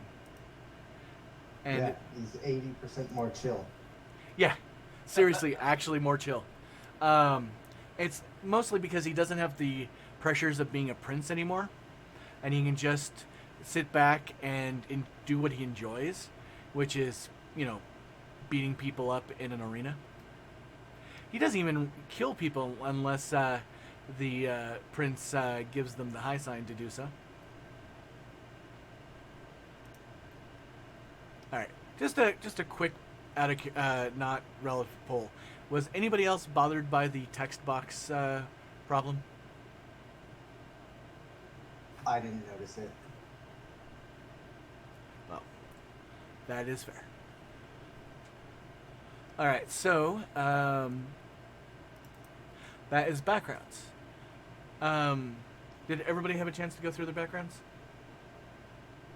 I've still got my background, which is pretty much 4 generation and 1 in mental. Fair enough. I didn't want to cut anybody off, and I lost track. Sorry, that was me. I got distracted. I officially have squirrel brain, so You're a very squirrely person. it's true. Squirrels are my people.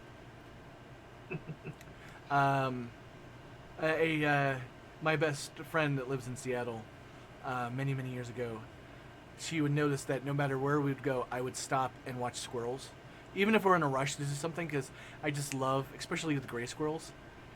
And she's like, "Stop letting your people distract you. We have to go," and it kind of became a thing. And now I have a lot of things around my house that have squirrels on it. One of my favorite gifts I've ever gotten was a squirrel mug given to me by one of my friends and client, Amy. And the squirrel is rampant. You know how the lion, they do the rampant lion? Well, this is a rampant squirrel. And I'm like, that's me. So, continuing on, we are to virtues. Virtues are conscience, self-control, and courage. Conscience is Your ability to feel bad. Yep. Sorry, somebody messaged me and it was distracting, saying that they were hearing background noise. Are you guys picking up a background noise as well? Not really.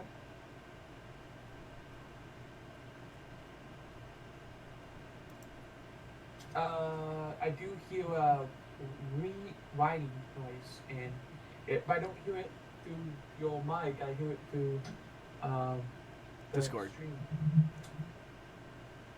I think you technically have an open mic at Yep. the moment. Well, my mic is constantly hot. I'm just worried that it might be picking up my fan, because I do not know if this mic is as sensitive as noise canceling. Yeah, I think you probably should increase the sensitivity a little bit to get that fan noise. Or decrease, that is. Yes. And I just hit... Okay.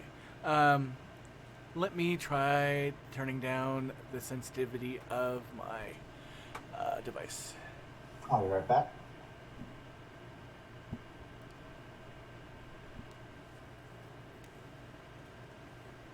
And thank you for the listener out there, a Mallow Wolf. Whoop, whoop.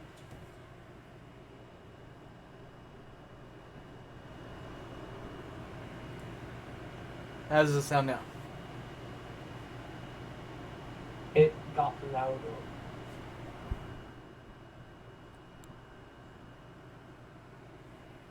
Okay, a little lower.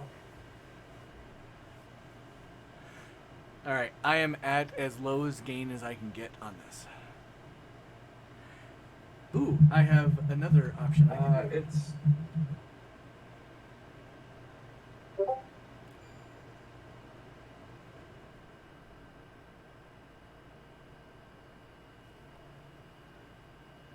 How's that?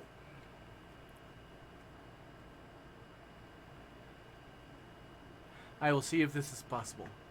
Unfortunately, right now... it's still noticeable. Alright, I'll figure something out.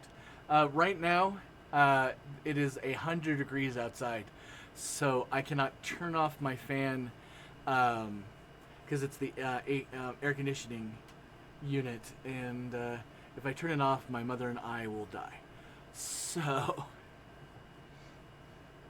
I will... Let's see if I turn down the... microphone. Testing. Am I still clear?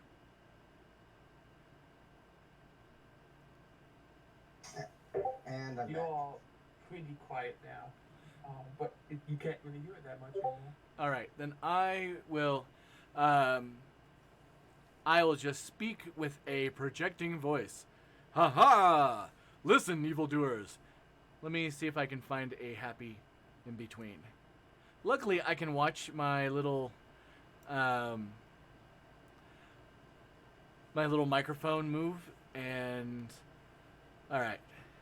Sibilance.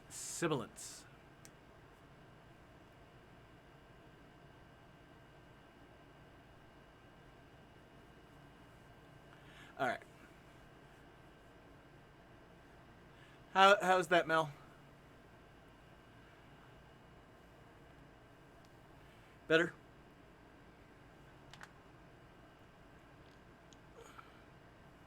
I cannot hear Seeley right now. Me Yeah, neither. he's not hitting the button, Oh. but I can hear him on screen, but it sounds pretty good. Cool. So my TeamSpeak I have on a push to talk. My TeamSpeak I have on a push to talk, and it helps if I hit the right button. Sorry So- about that. My partner was listening to you in the background, and I heard your voice, and I was like, wait a second. Yep. This is something I learned through the warm up, which was the whole point of doing the warm up is to work bugs out and all that. Is if I have my mic muted to push to talk, you guys talking will not come through, because it's my mic picking up you guys talking in my office that does that. Since I haven't figured out how to route that directly, and it seems not to be a big problem. So people watching Twitch will hear me talking, and a lot of times I will not push the button and address them, like, all my Twitch followers, thank you so much, honestly. I am so glad you're here, and the fact that I can do this at all and have anybody following and listening actually makes me feel super happy, and maybe a little bit almost want to cry. But see, and now you guys have no idea what I just told them, unless you're following or listening. I Stream, so I do. I am following, but I'm not listening because it causes a weird Echo. delay in my voice and me hearing everything, and it's just not. So I'm watching. But Also- not. If possible, from my understanding, people messaging in chat on Twitch is actually a metric that they follow. So the people who message me, which there's more than one, so I'm not calling out anyone in particular, who's messaging me on Discord and all that, unless it's something embarrassing or secretive, please feel free to put it in the comments. And if it's really embarrassing, feel free to put it in the comments, because everybody else will enjoy it. But with that said, squirrel brain, yeah. Actually, there's an interesting story about that. When I was a child, a mad scientist came up to me and said, "Hey, would you like to be cool superhero and be part animal?" And I'm like, "Sure, that would be awesome." So, yeah, after the experiment, I discovered they replaced my brain and my bladder with that of a squirrel. So I'm Squirrel Boy. All right, sorry. Virtues. So conscience is your ability to feel bad. And feeling bad is good because it keeps us in touch with our humanity. All vampires have a monster inside of them that's trying to corrupt everything they do. Now, my understanding in V5, your beast actually whispers, and each one has a different thing. I think that's a thing. That's not a thing in V20. Although I do appreciate watching Jason Carl do all sorts of voices of different. It just tickles me. But in this, your beast subtly influences you.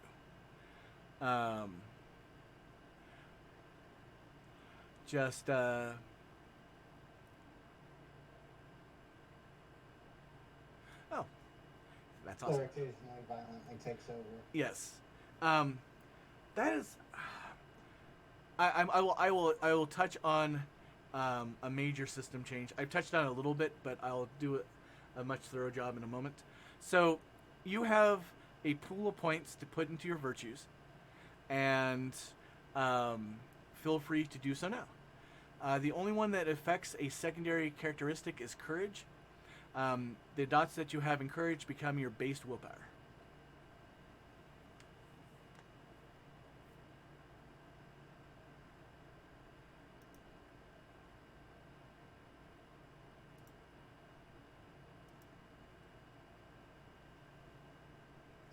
Anyone particular wants to go first, or I can start?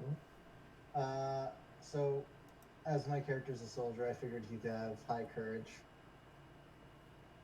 and self-control. But just being a soldier can erode your conscience, so that one's a little low.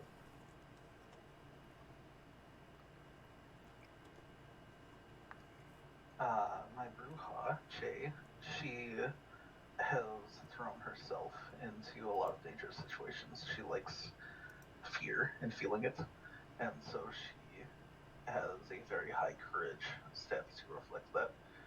Her parents imparted a lot of self-control on her as a kid as well, which goes high there. She does have trouble with understanding why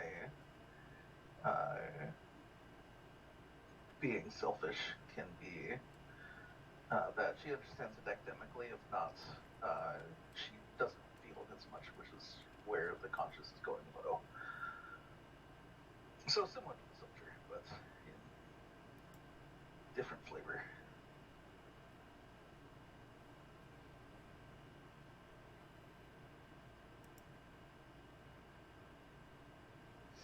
Alright, well, with Sebastian, his conscience is not so great, as in kind of with him being more monstrous looking, and when I finally get my image sorted, I'll show you what he kind of looks like. He's very monstrous, kind of bat human looking. So he's kind of more embraced his beast, his monstrous side. So his conscience isn't so great. Self-control is a bit better. His conscience is 2, his self-control is 3. Bit better. He still has a grip on it. He still, can pull himself away if he needs to. I said, like, in being a monster, his courage is pretty high, as in he's been dealing with a lot of how to put it. He's been dealing with a lot of sort of him being very bestial looking and monstrous. He's been dealing with a lot of people trying to attack him or kill him if they obviously spot him as a Nosferatu. So he's learned to be more, front end fighting, kind of getting up in there. So he's kind of built up a bit of courage through that. Shout out to Malawolf. Thank you so very much. So, Jonathan Daniels has high courage because he really can. Courage is really important part about not showing feel in the game, especially if you're losing. And he has high self-control because part of what his idea is to control most things is what he loves to do. Conscious is pretty low for the Torador one, because he doesn't mind taking everyone's money away from them through a poker game, making deals. Like, if someone's like, I'm gonna bet my whole house, he's like, deal. And he takes the house, doesn't feel bad for taking the house because they made the deal. So yeah, that's Jonathan Daniels, ventures wise.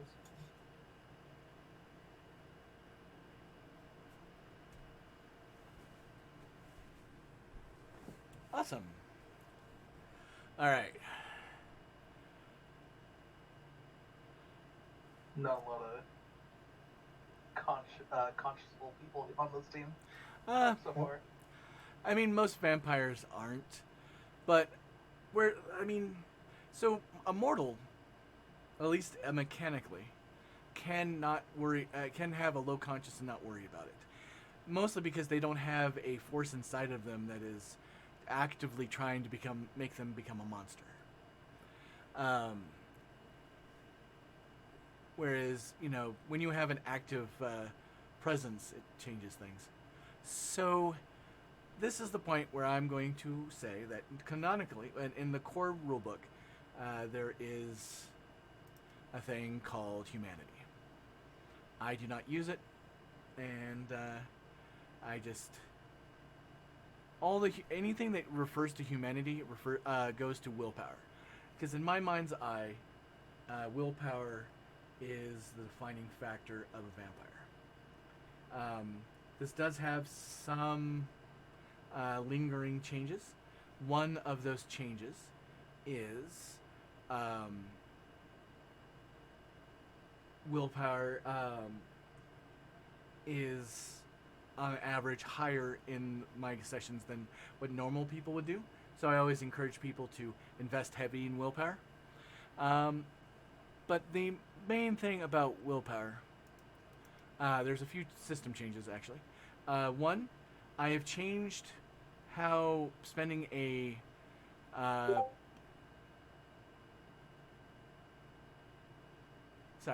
XP.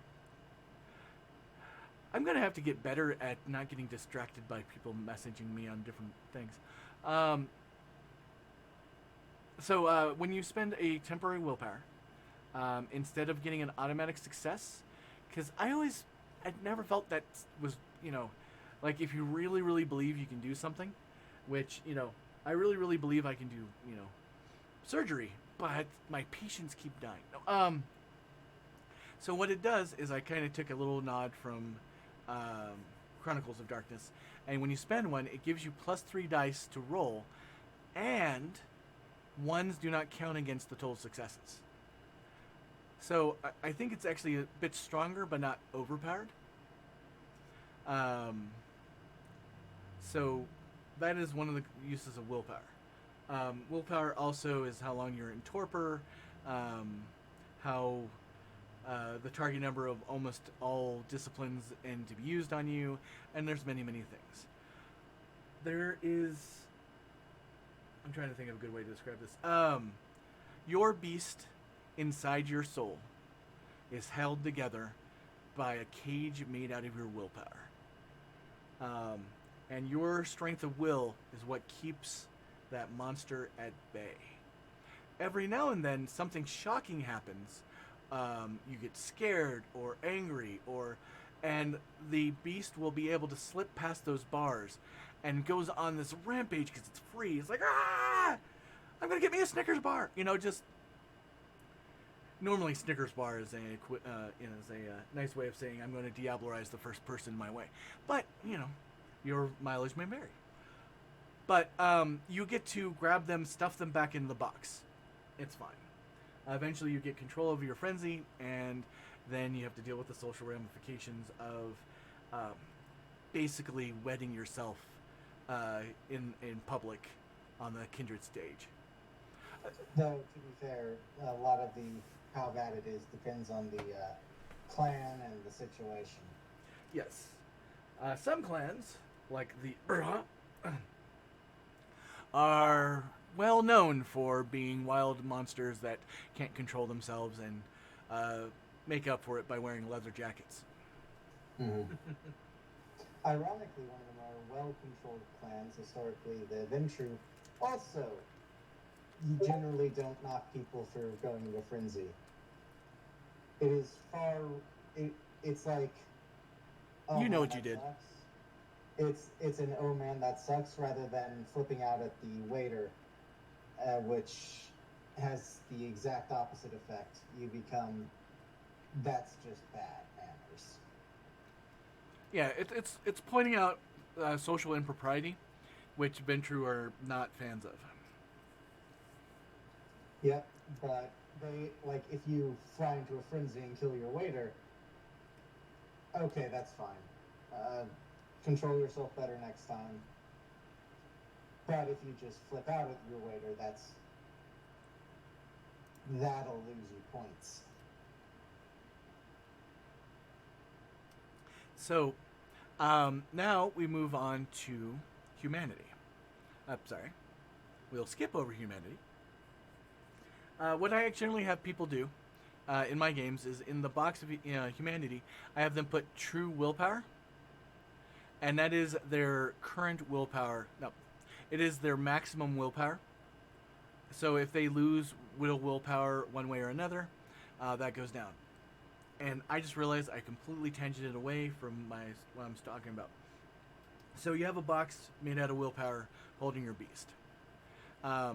If your character, if any character in the Sealyverse, NPC or otherwise, ever loses that last dot of temporary willpower, the box breaks and the beast gets out and cannot be put back in the box. Assuming if they're a vampire. If they're a human, they don't have a beast inside and blah blah blah. Thank you. Assuming they're a vampire, they become what is known as a wight. WYGHT. Wights are pure beast. There's no humanity left in them. The beast can pretend to be the person for short periods of time before they lose it. So in a way, they can pretend. They have a reverse. Whereas vampires frenzy and do that, a beast can, for a temporary time, assume the mantle of whoever the host body was. But generally, a beast wights only have two goals: to feed and to sleep. To exist as long as they can, so they can feed more.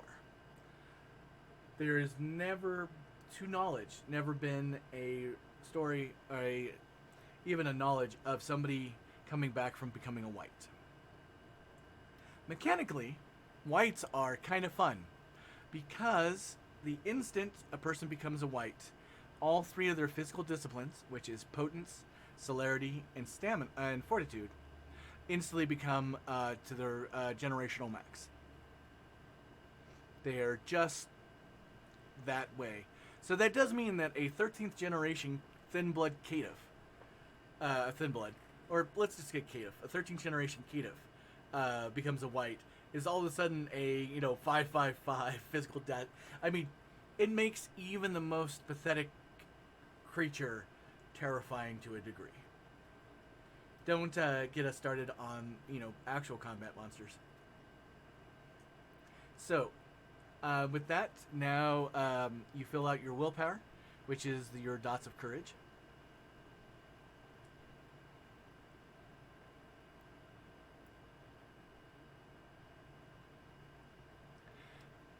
And now you go with your blood pool.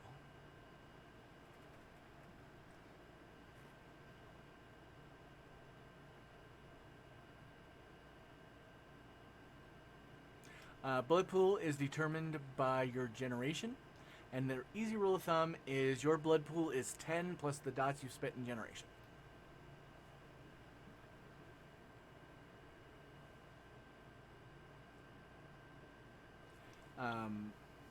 Generation also limits how much blood you can spend in a turn, and way it goes is 8 can spend 3, 9 can spend 2. If you're not one of those two generations, you can spend 1.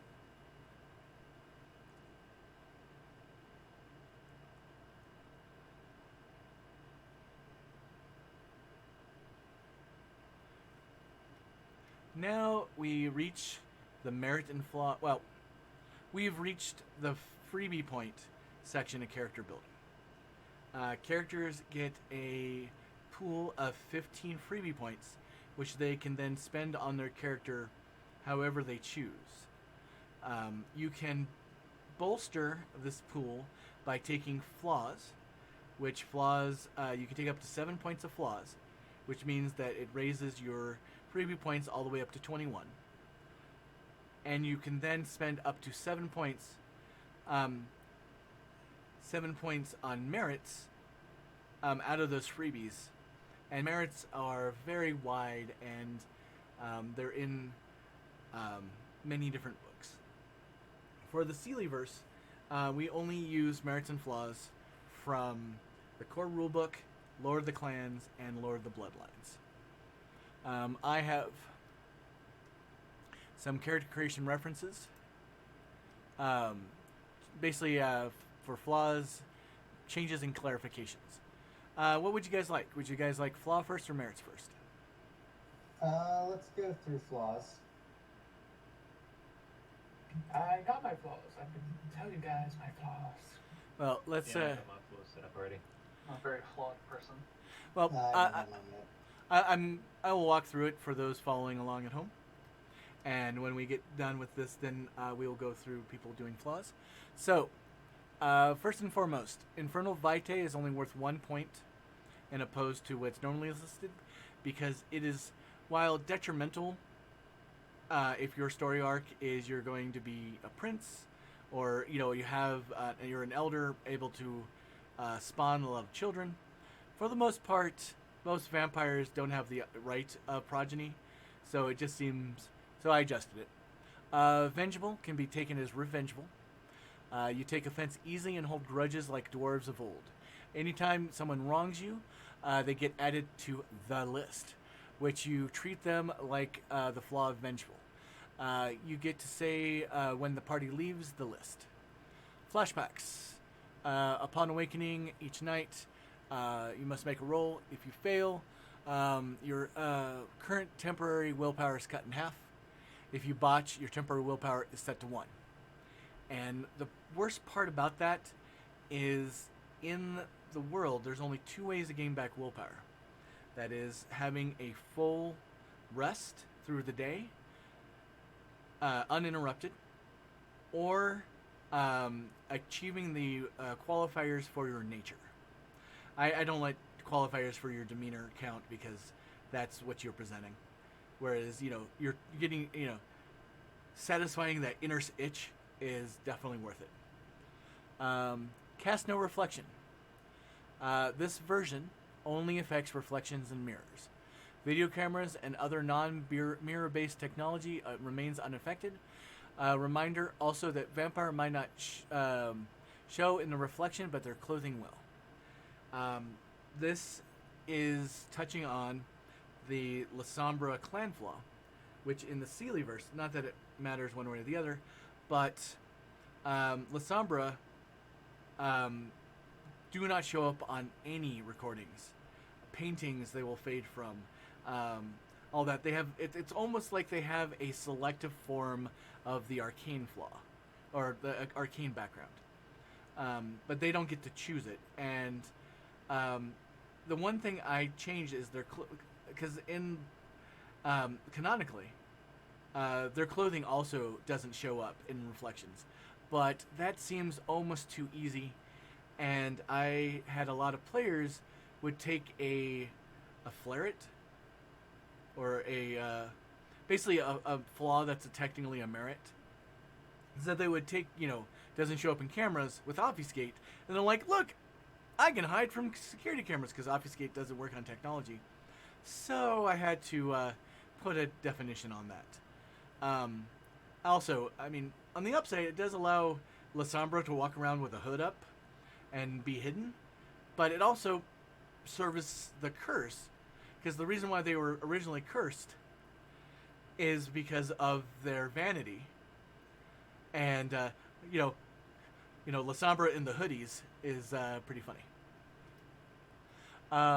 Last, Grip of the Dam. To feed directly from an unwilling subject, roll conscience while feeding. Fail takes a 1 temporary willpower damage. They regain the day's rest. A botch, temporary willpower punishment, takes a week.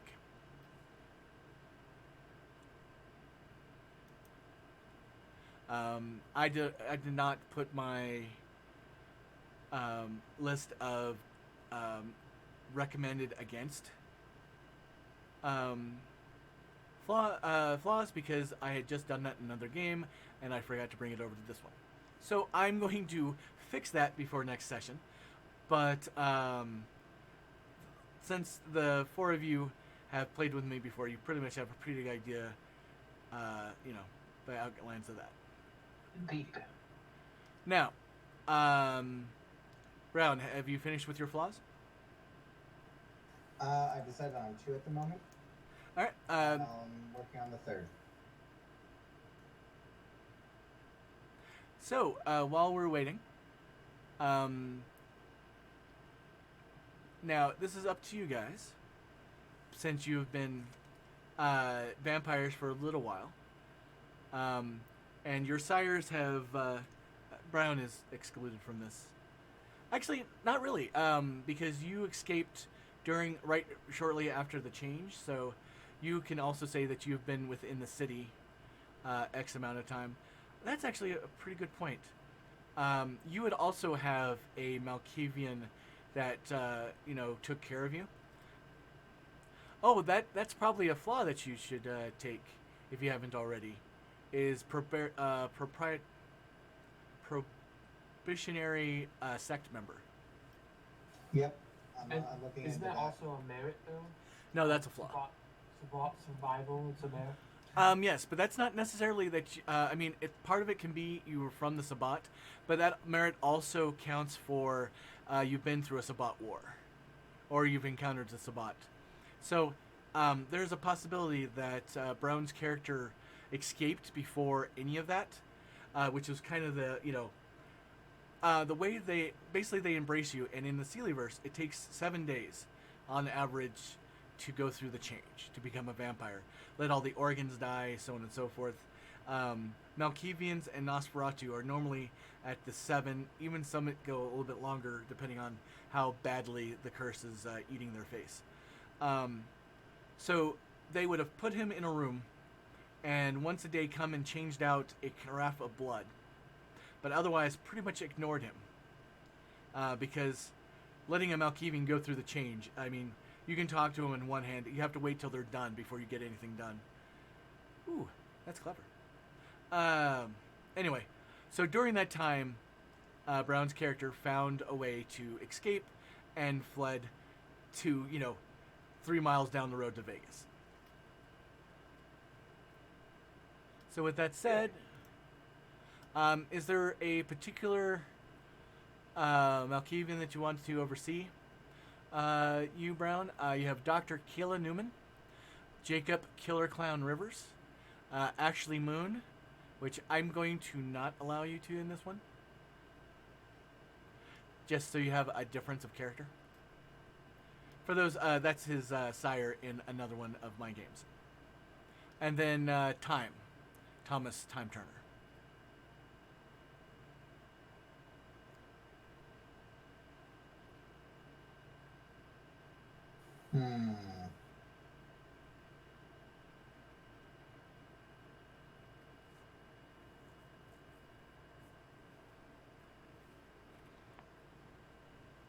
It'd probably be either Thomas or Dr. Newman.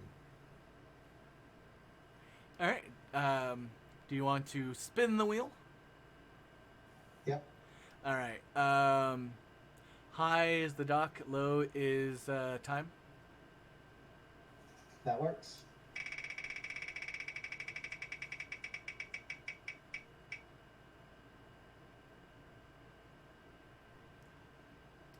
All right, it's the doctor. You rolled a 10. All right. And yep, okay, so I can go through my flaws now. So I took Paper Trail. This comes from his military background rather than the recommended state institutions or like prisons and asylums. Because real quick, Brown, what book is that from? that is from Lord of the Clans. All right. Before my embrace, there was a lot of paperwork on my character that anyone with access to, which is unfortunately not as hard to access as some people might think. This information is hard to eliminate, may endanger the masquerade. Enemies with the right influence may be able to track down the information used against you. It may lead to vulnerable targets or clue hunters to where your haven is located, depending, basically, I have a paper trail leading back to me. And then I took Dead Inside from the same book. I feel nothing but pain and numbness. While others find ways to make their lives worth living, I sometimes don't get that thrill. Once per session, the storyteller may cancel any gain of willpower I make by playing to my nature or demeanor. And finally, recruitment target. Someone in one of my sex enemy organizations wants me, and they want me bad. Every effort is being made to recruit me, willing or not, and press games usually show up at the worst possible time. That's from the core book. Yep. Did you want that group to be the NAS or Free Anarchs? North American Sabbat. All right.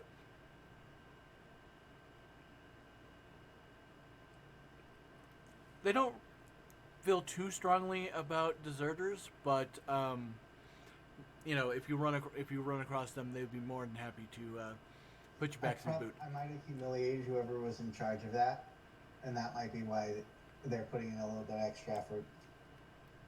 Oh. I will take that note and yeah. Play. I know what it does, and I know why they are upset at you.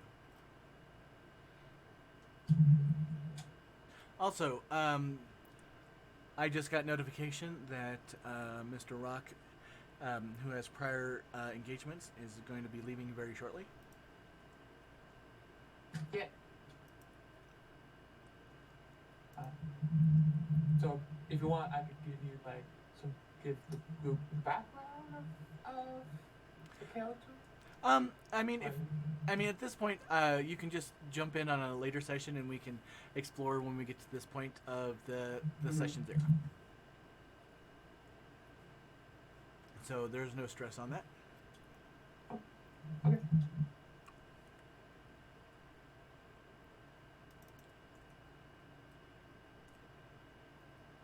All right. At least I can tell you my flaws. Oh yeah, go ahead. I got repelled by crosses. I just like that guy. He just gambling, so he puts a cross, he's like, I can get out of here. And then my next one's Old Flame. I'm thinking maybe I'm not sure what member of the society would be his Old Flame, but I'm thinking one of the vampires in the city that was his Old Flame. Maybe because women and money and gambling is a big part of Vegas, so. Let's figure that out real quick. Yeah.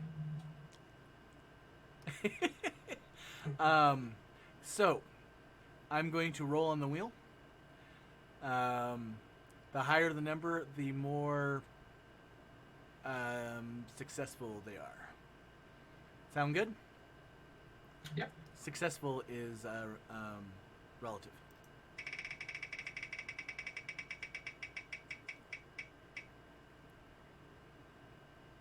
You got an 8. You got somebody good. I know exactly who it's going to be. Ooh. Your old flame is Belle. Stinking Belle. Isabella Belle Morrow, a.k.a. the favored child of the prince. So On one hand, go ahead. I have an enemy, 2. Well, we know who that is. Yeah. Now, to be clear, you are enemy 2 because you are a very low-rated enemy. Because he is irritated at you but you stop doing it. Is it because he asked you and you stopped, or did he pull strings and have somebody embraced you and you stopped? But so yes. If you wanted, unless you had somebody in mind, feel free to take that 2-point enemy, Prince Siegel. I like the idea of having a 2-point enemy, the prince.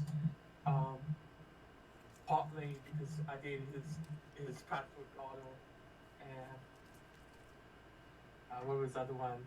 Who is rumored to be his actual daughter in real life, by the way. Yeah. in game maybe life. even, like, when got told, he's like, I'll do it if I beat.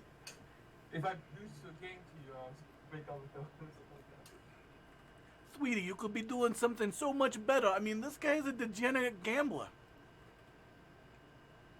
And what are you, Dad? I'm a businessman. I love it. I love it too. Yeah. Merits, I have merits, but they're all like not social merits, so they all just. And she happens Lucky. to be the harpy of the city, so that's not going to come and bite you. Old flame might be a good thing. It's not actually purely just a flaw. It's a mixed bag, like any ex. Yeah. All right, well, So this is probably a good way to leave for tonight. yep. And Rock, thanks for joining us, and we will see you. Well, I'll see you tomorrow. Yeah. See you all. Bye. See you, Rock. Hope I have a good game. See you, right? See ya. Buddy disconnected from your channel. Oh no, buddy.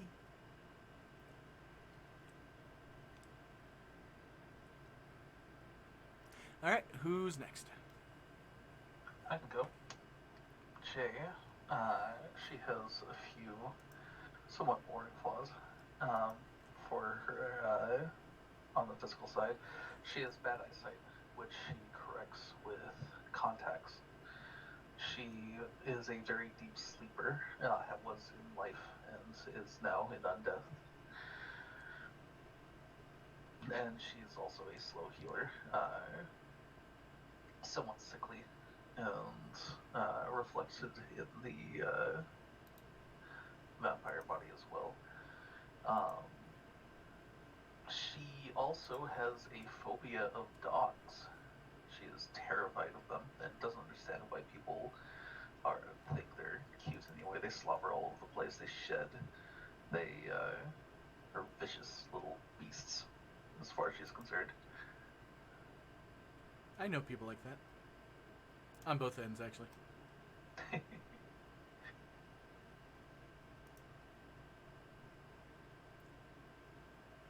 I personally like dogs, but I am looking forward to role-playing otherwise.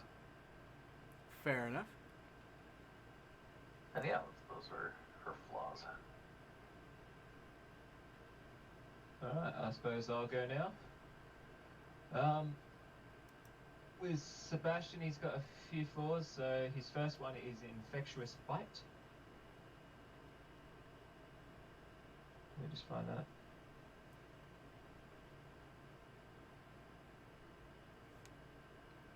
Infectious bite, sorry. You may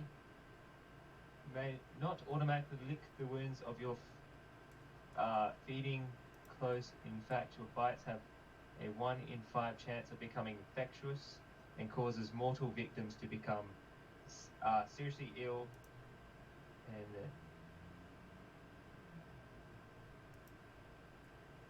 and the precise nature of the infection is determined by the storyteller. So my guy's gonna kill a lot of people when he feeds. Cause, yeah. Another one is permanent fangs. Your fangs do not retract, making it impossible for you to hide your true nature. While some mortals may think you have had your teeth filed or are wearing prosthetic, sooner or later you're going to run into someone who knows what you truly are. You are also limited into a maximum appearance of rating of 3. But Cinnamon Nosferatu, it's 0. Nope, it has to be 3. It says right. No, I'm just kidding.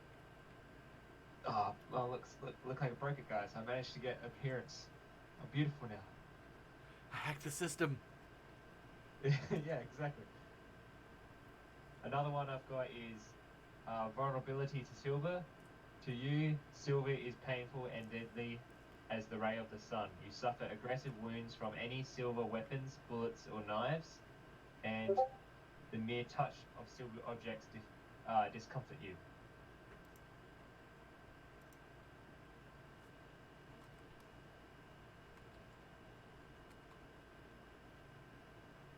just need to find my other one.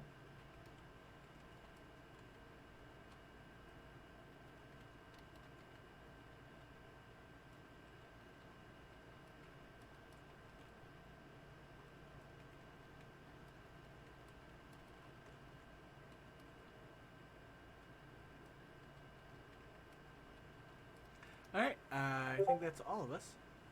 And I just got one more. I'm just trying to find it. Both of them. No worries. It's a loathsome Regent. Region, yeah.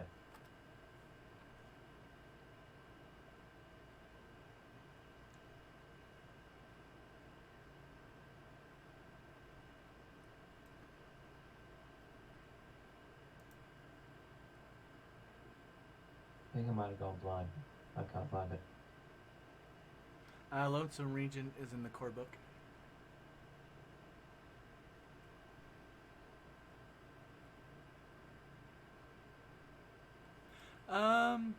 You're Oh, that's right. so Lonesome Regent is your sire. Abuses you and takes advantage of you and the like.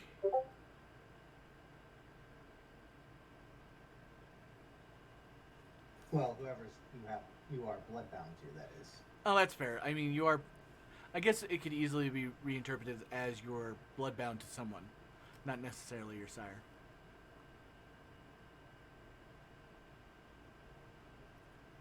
So, let's see. And you're playing a Nosferatu, correct? Yep.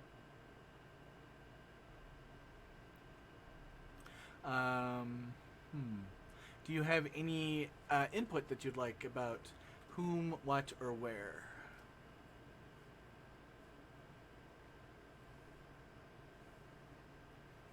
No, I like surprises.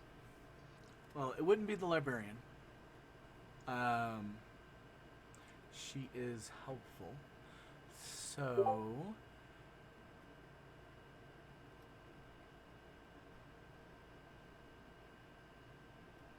let's take a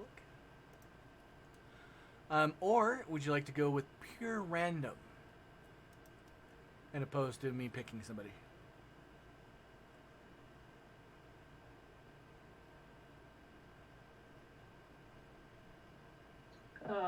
Either. All right, let's see what random gets us. Let's go by random clan. It's a member of La Sombra. And that gives us 3 options. 2 are Camarilla, 1 is independent. Juan Manuel de Hera, Vanessa Salazar, or Elisa Vargas.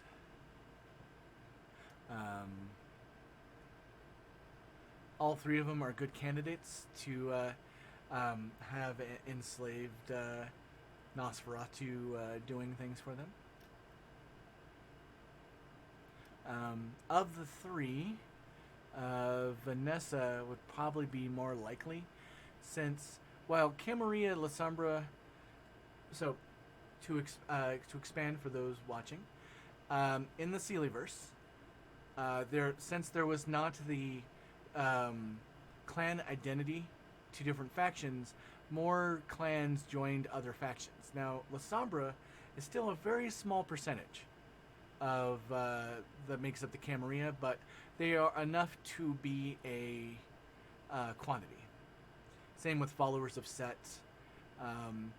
Assamite, and Giovanni. Now, Camarilla Assamites don't take blood contracts, and Camarilla Giovanni are generally disliked by non-Camarilla Giovanni. There's a little bit of a family thing there. But for La Sombra and all that, there's no doubt, and there's not a, oh, you're a Cam. Or the canonical, if it's a bot La Sombra, find out there's a Cam La Sombra, they will do everything in their power to kill them, or whatever silliness that is. Cam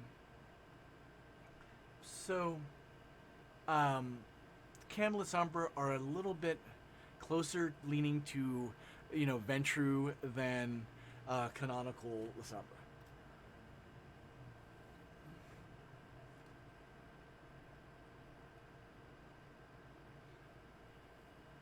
So, the independent one would definitely be a lot more rough with you.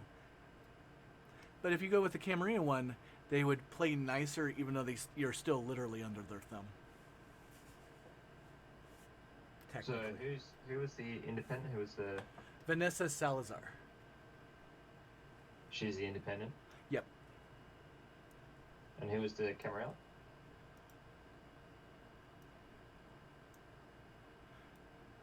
So I just put up on the screen Miss Vanessa Salazar. The other two Cam.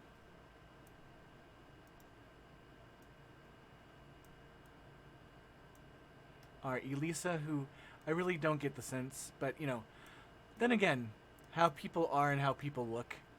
Elisa is kind of like if you ordered Velma from Wish.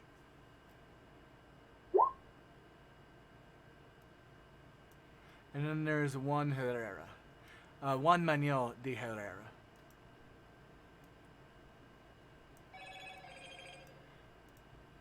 He is one of the ranchers of the area and pretty powerful for an up-and-comer.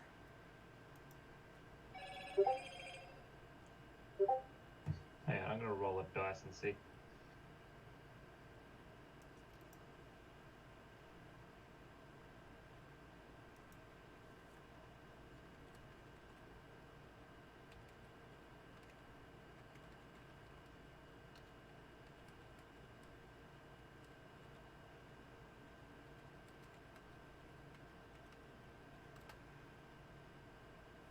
I am so thankful that I have a new keyboard. Oh shit. Yeah, it's independent.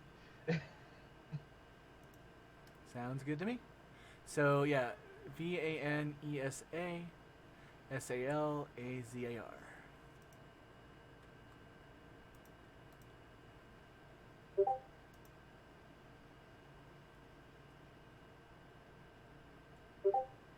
Alright, so I put that in my character sheet.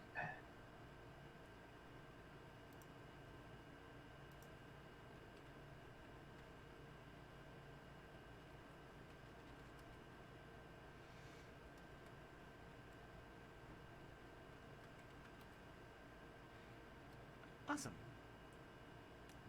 I love. So normally, in games, I, keep a lot of the information of flaws and all that secret, but it's a little bit more interesting to watch everything, as it happens.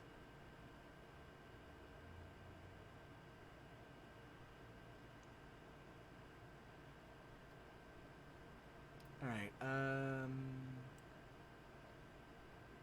That's brown. That is. Jay, did you go through yours? Sorry. I did my flaws, yes. All right. Excellent. So, and I apologize that sometimes I don't track, but sometimes Softball. juggling. All right. So that is the flaws. On the merits.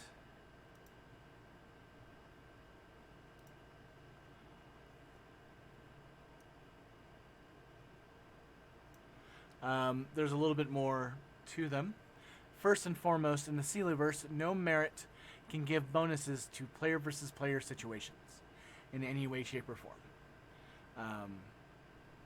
I have no problem people having merits and merits that give them an edge up on giving them an edge up on NPCs, but players shouldn't be punished because one person made a min-maxed monster and the other person didn't. So that's my way of just ruling that out.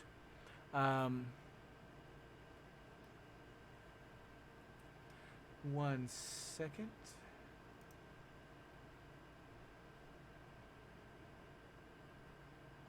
Was just for those following, was there a hiccup on your streams? I didn't notice. I didn't notice it. All right, so that is on me. So because I have a monitor spare, I have my stream on that monitor, so I can monitor how it looks on your guys' end, the people following at home and all that. So, all right, that works. And this was for this is just a general for people come in. Merits cannot be bought with XP at character creation. Acute senses may be taken multiple times for different senses. Additional discipline can be only selected from the following: Animalism, Auspex, Celerity, Dominate, Fortitude, Obfuscate, Potence, Presence, Protean. Code of Honor must have at least 3 unbreakable tenets. Common Sense is a 5-point merit, unless this is your very first time ever playing in a vampire game. As a side note, just on the Common Sense is the merit you take if you don't want interesting stories because you did a boo-boo. Sometimes some of the best stories I've ever told or ever been part of is because of errors. And when you take away errors and your character always succeeds no matter what they do, I mean, for me, it makes it a little boring. And, I mean, nobody wins all the time. Then again, I can see why. Fair, good. Yeah. To be fair, though, it's only, hey, the storyteller tells you this is a bad idea. I mean, it's fair. I mean, you have to, follow their advice. It's true, and many players have not. And some players have listened to the advice and took the exact opposite because of that. But it's a merit that, I don't know. I understand it, and it's really helpful for brand new people. Like, you probably don't want to insult the, Brujah. Why? Well, because they're a Brujah, and they're Brujah. Brujah get hate because Brujah have a lot of my love. Not my favorite clan, but they're up there. All right. False Reflection, Nosferatu. When using Mask of a Thousand Faces, the Nosferatu with this merit, basically it's the old version, and opposed to the V20 version, because the V20 version is not good. If you didn't take it, then I'm not going to really worry about it. Language merit can be bought for 1 XP. Time Sense, you always it adds to Time Sense. It's basically a adding on, because Time Sense is kind of you have a cell phone. Made sense in older games, but you also have a knack for knowing how long your disciplines are affecting your target. True Faith, I'm just going to skip because please don't take that. Will do. List of banned merits. Ocular ability. I don't want people to take ocular ability because I know about as much about the future of my games as the players do, because I am interacting in real time. Now I have, stories, and I know that basically all my NPCs I know thoroughly. A little bit less for Vegas because it's a new setting, and opposed to Seattle, which I could write stories about every single character in that game. But because of this, if it says, tell me something from the future, and I'm like, you're about to be disappointed.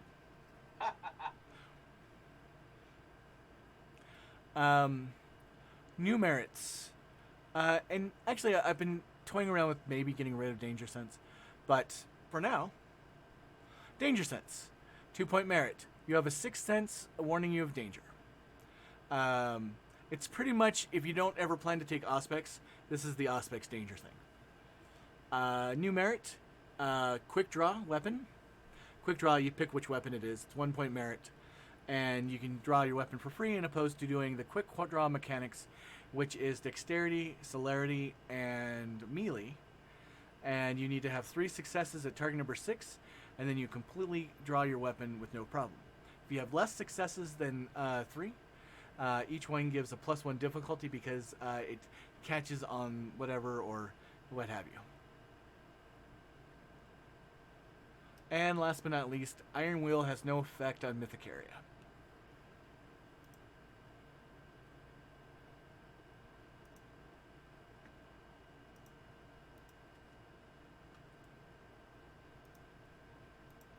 So with that, is anybody still picking merits?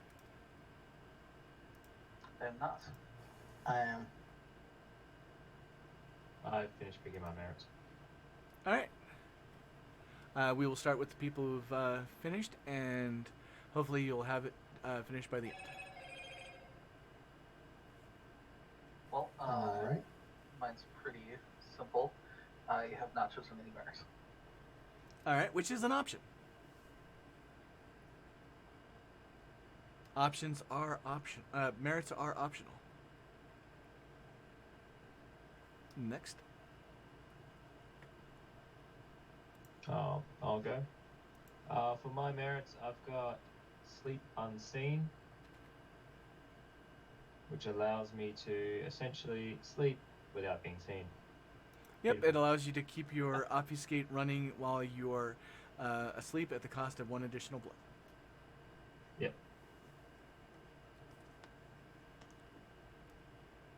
Another one I've got is Lizard Limbs. Always fun. Yeah. Just trying to find it. Lizard Limbs. Like a lizard, you are able to actually shed parts of your body by spending a blood point, and a little effort you can detach a hand or foot or even an arm or leg. This might be an escape bounds or was it grapple? Unfortunately, the appendage will not reattach, and you will have to regrow that over time. Usually a couple of days for a hand or foot, a week for a limb. You also suffer 3 die pool penalty to actions that would require you to use more limbs. Yep, you're not really good at clapping if you give, Yeah, if I lose a hand, I can't clap. I'm sorry, guys. I do apologize in advance of time. So, Another one I've got is Monstrous Maw, which is you either oversized tusks or fangs or a huge mouthful of sharp teeth. Whether the form takes your mouth is that of a monster. When attacking with a bite, you do additional points of damage. You may also add a die to your intimidation dice pool when smiling. awesome. So I have a beautiful, beautiful smile, guys. Yeah, so beautiful. People just shit themselves. Pardon my language. Another one I have is huge size, because my guy is really freaking Oh, tall. no. If you want to know how tall my guy is, he's 8 feet something. Hang on, let me get my. This guy's just terrifying. He is a good example. You know, if you ever know Thunder Warrior from Warhammer 40k, Gotcha. he's around that size. Yeah, I'm just trying to bring up my. From the Legion of Doom. Oh wait, no, I'm thinking Uh, of Hawk and of the Warriors. So it's 8. Was it 8.15 feet tall?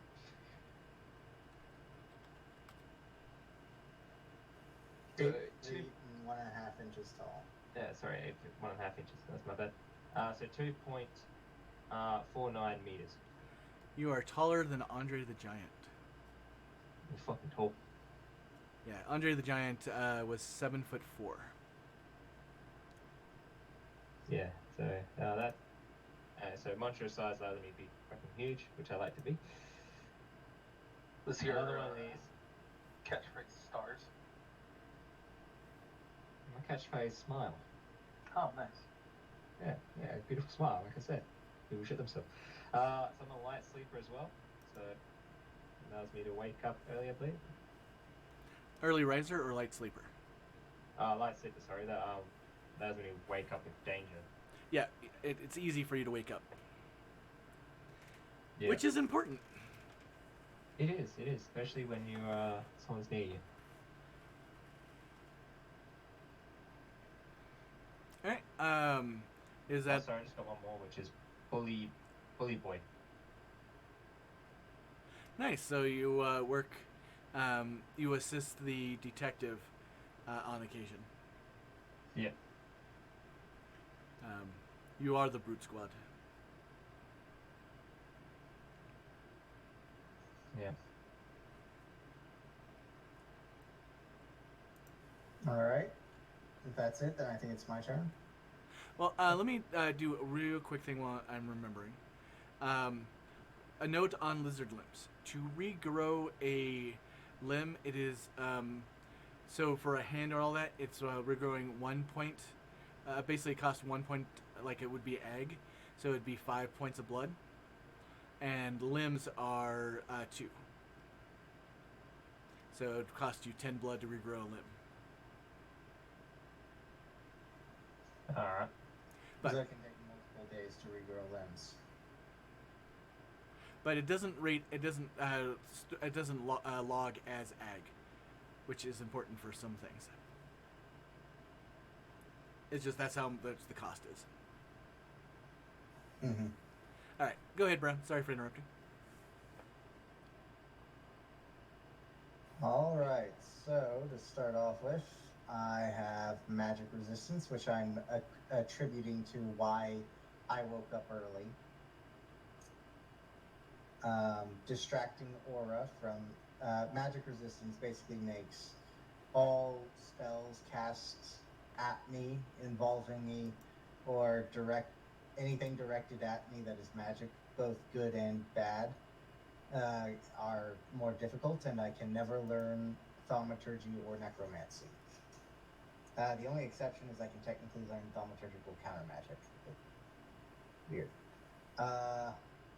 Distracting aura, reading my aura using Auspex, which is an ability unlocked at rank 2 Auspex, requires the viewer to focus on recurring patterns and colors to detect my emotional state. Because of my unique mind, aka I'm a Malkavian, my aura is even harder to read than most. All uses of aura perception are at +2 difficulty on me. Woof. Then I have Sabbat Survivor, which gives me a -1 difficulty on all perception rolls when it comes to Sabbat-based matters. Generally speaking, it will just let me avoid getting ambushed as easy. Natural Leader, which gives me 2 extra dice in leadership. This comes from his background as a commander of men. And Ambidextrous, because it was cool. It lets me use the wrong hand without penalties, or 2 items without penalties. Though I still take penalties for multiple actions. Yep. But your dual wielding tambourine skill is without measure. Yep.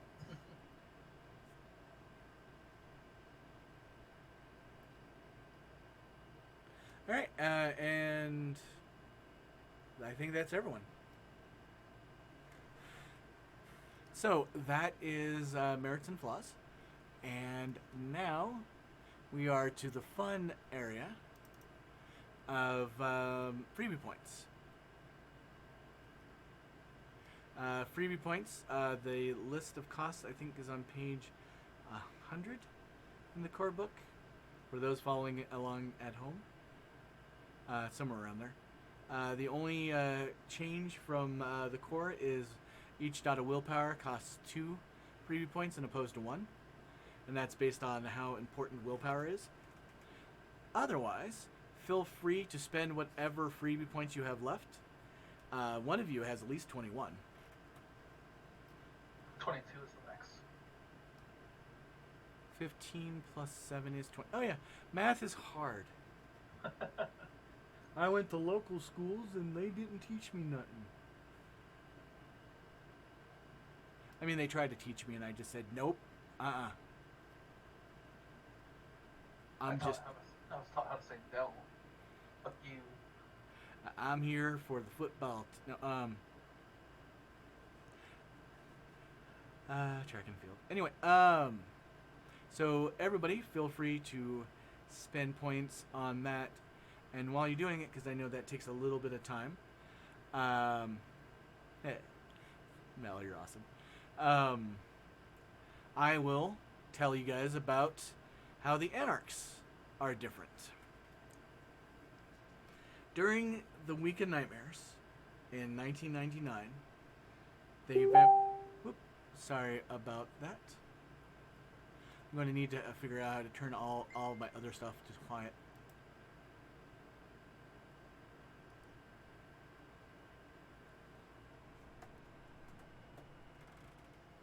Alright. One of my people listening says my audio input is very quiet, so I moved the mic a little bit closer. Is that better?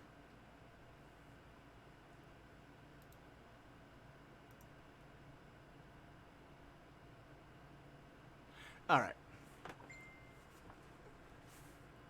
Mostly because I turned down my gain to next to nothing, I need to, actually have the mic next to me. I'm lazy in my normal games. I have the mic a little ways away, but the gain's up high. But because of the ongoing sound of not being able to do push to talk, I have to be conscious of stuff. And thank you to my friend Bill, who is commenting from the cheap seats.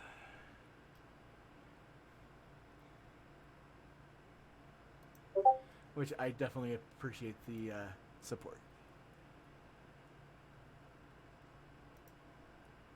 All right, so while you guys are doing on the freebies, so in 1999, the whole Kindred world was going through a massive issue as rumored an antediluvian was waking up and causing all members of the Ravenous clan to go a little diablery heavy.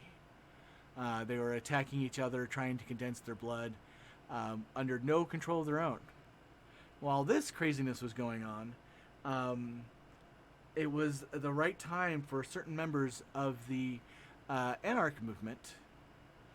For those who don't know, Anarchs are a third sect within the world of darkness, and they are people that are they are on the side of having a reasonable organization, but they are not down for feudalism.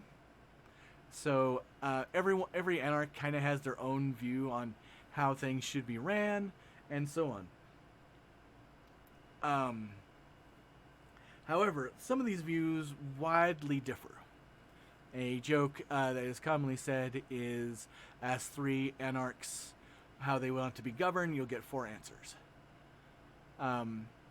During this time, a large faction of the Anarchs decided they were tired of this feel-good mamby-pamby stuff. They wanted to be naughty vampire gods, and they broke free. There was a civil war amongst the Anarchs, where the members that were happy being, quote-unquote, under the skirts of the Camarilla, stayed, and those who wanted to be free broke free.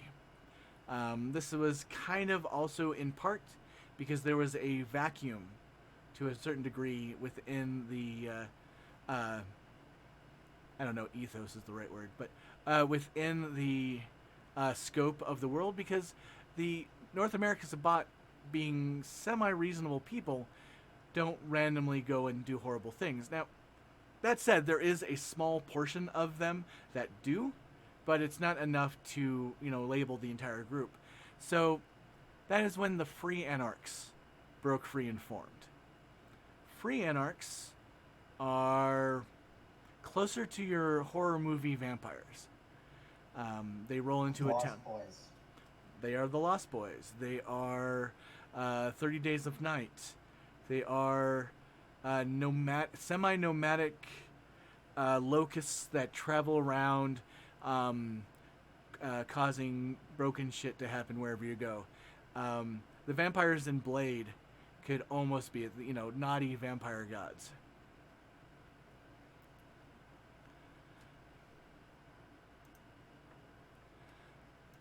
But because of this, they split. So it forced the Cam Anarchs to be recognized by the Camarilla.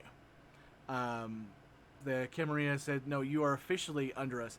For a long time, the Cam Anarchs were kind of a dirty secret. They were technically part of the Camarilla, and they were required to follow the first tradition. But they were, they had freedom everywhere else. Now, well, they're still kind of the same, but they are more recognized and slightly less treated as secondary citizens.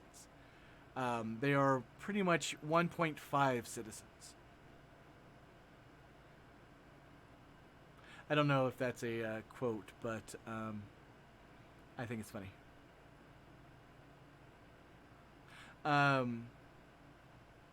How's everybody's freebie points? I'm good. I have spent them. I spent mine. All right. Let's go reverse this time, and Raven. No worries. So with my freebie points, I've boosted. Yeah, so I have to bring up my character sheet again.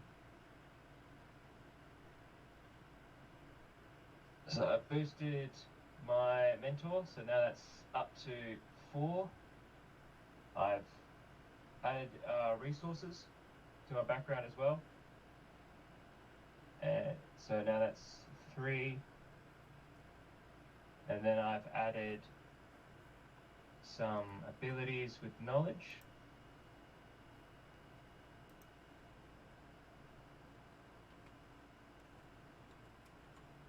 I've added some extra to technology, politics, and law.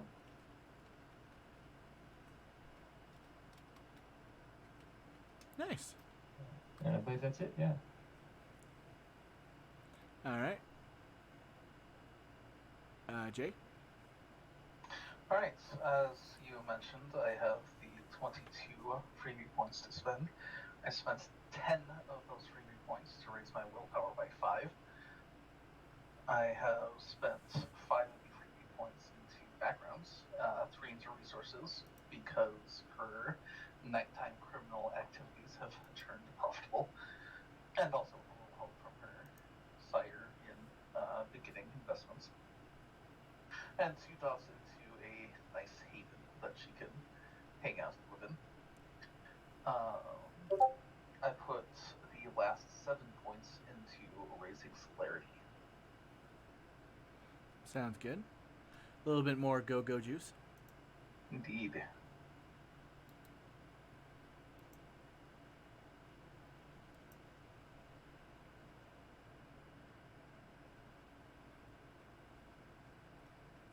All right, Brown. All right, I upped my perception and wits. Becoming an Alcavian means, you perceive more now, generally speaking. So I decided to open his mind. I gained 2 points of willpower. That put me at 14, and there's not much else that costs 1, so I gave him a 1-dot haven. That's always good. Mm-hmm.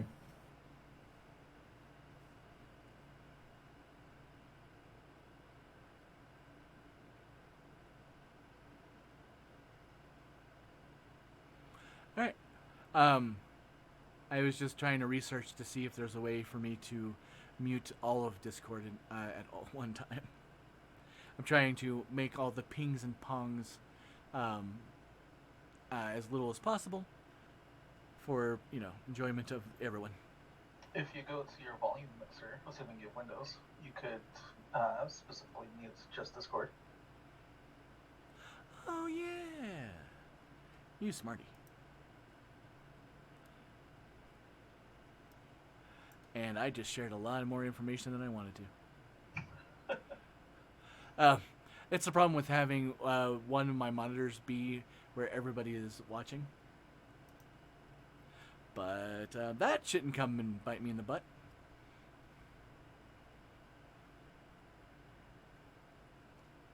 Oh well, it was nice while I knew you. Sad. Talk to your mentor about it. Oh look, there it is, Discord.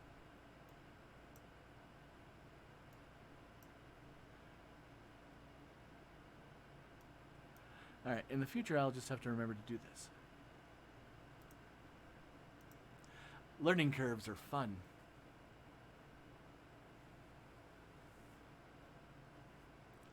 Mallow, you can have it if you want. I'm not using it for nothing. All right, so that is freebie points. Trying to think. Now everybody gets 25. Oh, actually, you actually get. Look at me being all fluffy.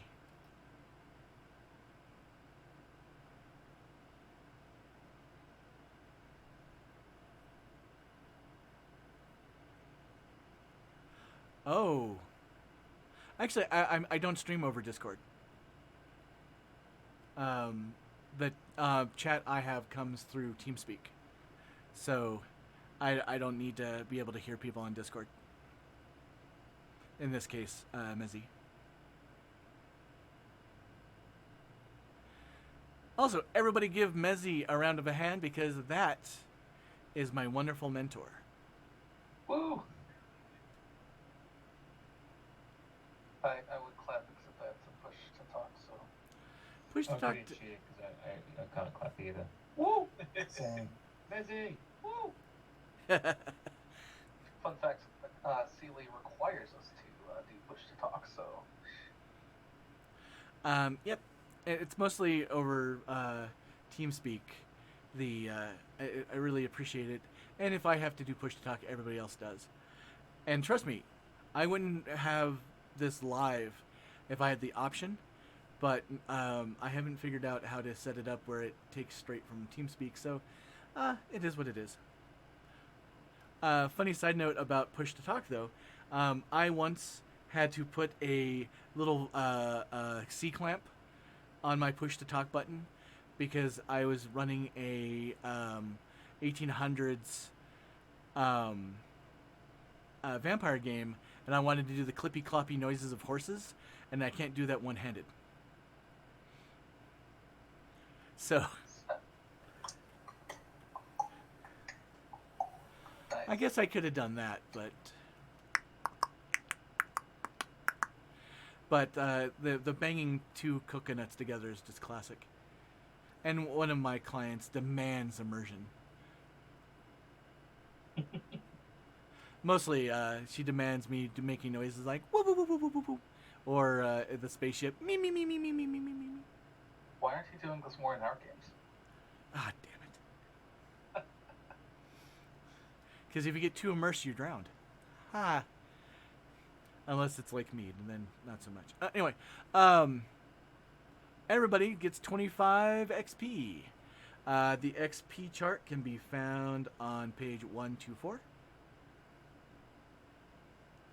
And feel free to spend with reckless abandon. While this goes on, I would like to say once again... You heard it all here, folks? What was that? I said, you heard it all here, folks. He said spend with reckless abandon. So we Woo! should- I'm helping the XP economy by encouraging reckless spending. Up to your allotment. But I'd like to once again shout out to all the people following right now. Thank you so much for doing so. You guys make me very, very happy. I mean, this is technically my second or third time, and the first time doing something that I actually scheduled. So, yeah. Hopefully it gets better from here. Or more entertainingly bad. Whichever one... Hey, It's people lots of fun to watch. people love train wrecks. Slippery train wrecks. I was thinking, should I make a callback to slippery trains? People who watched from the beginning would get the joke. Ah, jokes.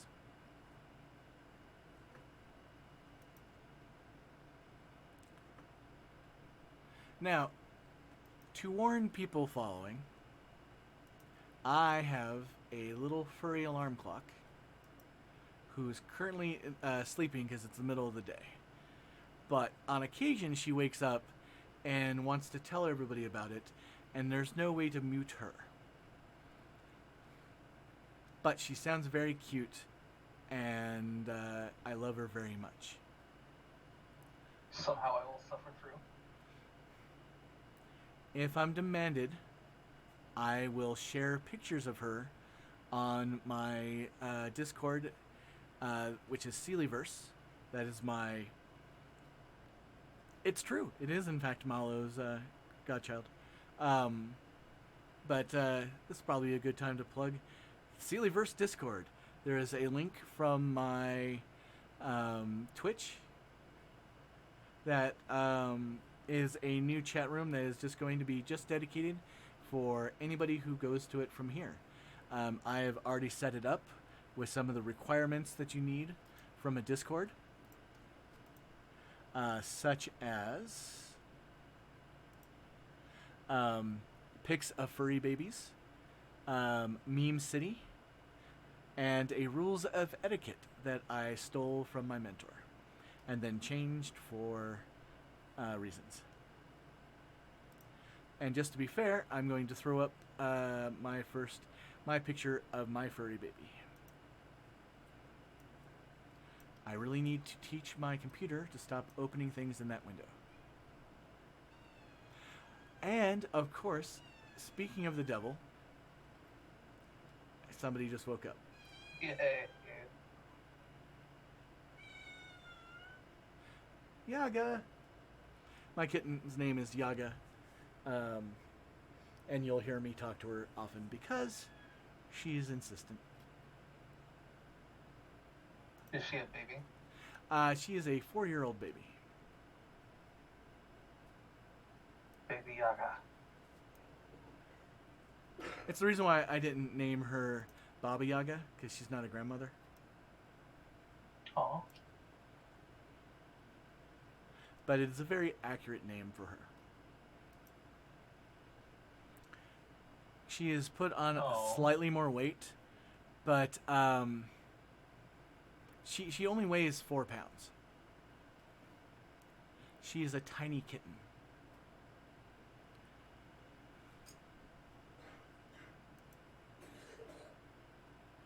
So I appreciate everybody who joins up. And now do keep in mind, I will pop in on occasion on the Discord, but this is something I'm, if people want more channels or whatever, but this is something that is mostly so you guys can have a resource to chat and do Discord things. Because it has been brought to my attention that having multimedia presence on various forms is the way to go.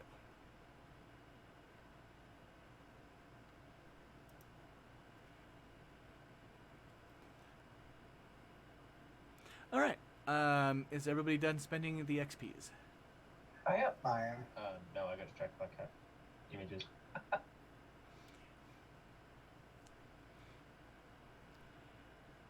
I do what I can.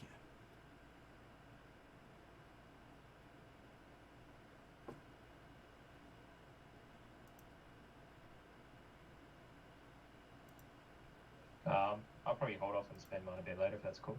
Oh, that's perfectly fine.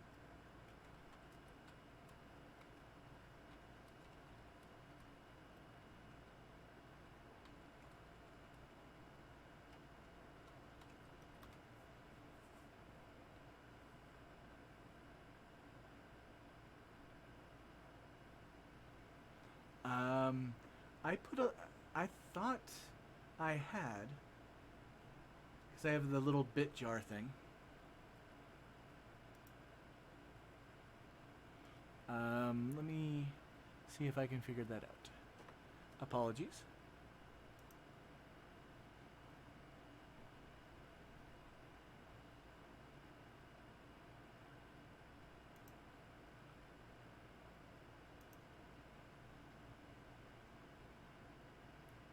Yeah, so technically it says on the properties that little things you go in the jar for Twitch follows, Twitch subs, Twitch resubs, Twitch tips and donations, and Twitch bits.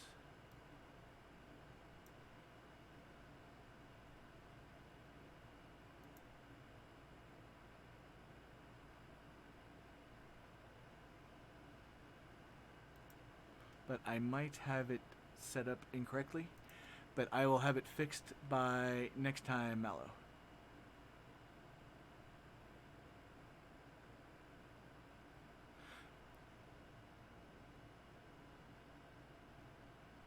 Oh, that's probably, is that a tabby thing? Oh, the alert box. Sorry, everybody. Technical difficulties. New game. It's all good. It says my alert box says it is checked for donations.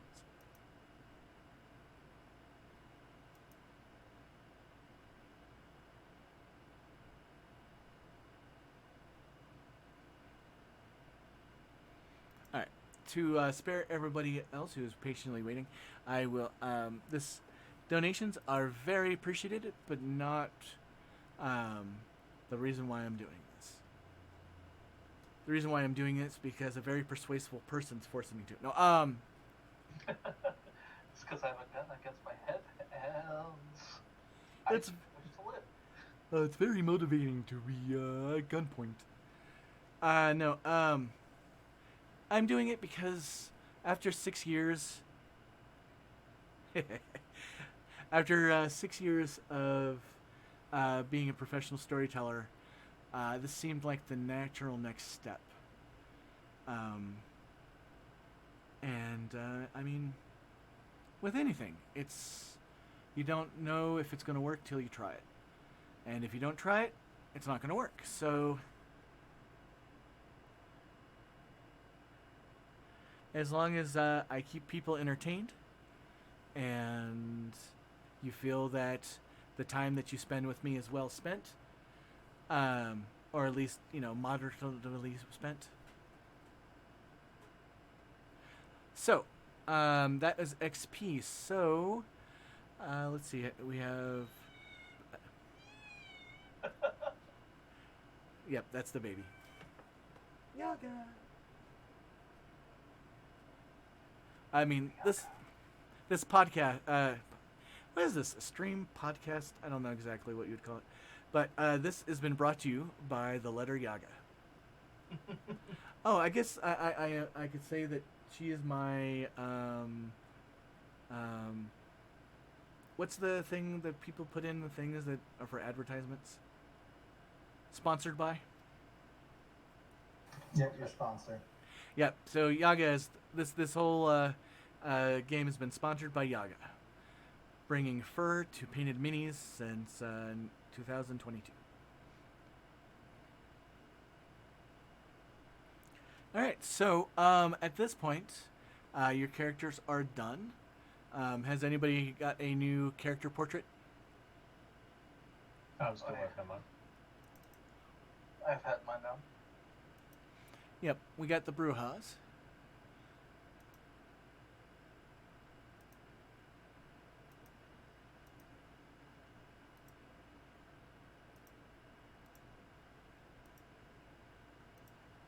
It's not overly important. I just like having little pictures. I think so. All right. I mean, But I have... first I need to make a roll. All right, feel free.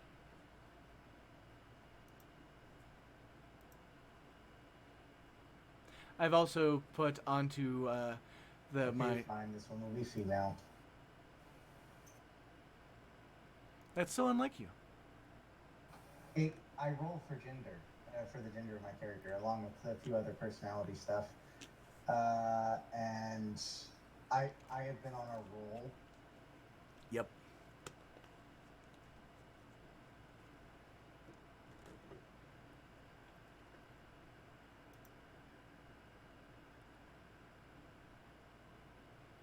But I do appreciate that your number one pick is female. They belong on the first side of the coin, I guess. Yeah. But, Is I what it mean, is. just remember, you can always put more sides on the die. So, you could roll and your character is gender neutral or gender agnostic. I could. Yeah, that could be an option to explore more. Sadly, I don't feel I know enough about that kind of stuff to accurately portray it. That is perfectly fair. I just have the tag LGBTQIA plus, so I thought it would be called a little or gender fluid. That would be the fourth, but just roll a d10. roll a d100. That's a big dice. In the old days, they actually made a D100, and if you didn't have a perfectly leveled anything, it's the die that ran forever. Oh yeah, it's a flipping circle. Yeah, the little facings on it are about the size of a pinhead. Yeah, no, I just looked at the image of it. Holy shit. Now, there was supposed to be weighted inside, so they would naturally rest, but no.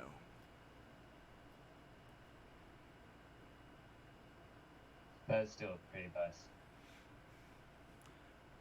They worked really well in slingshots.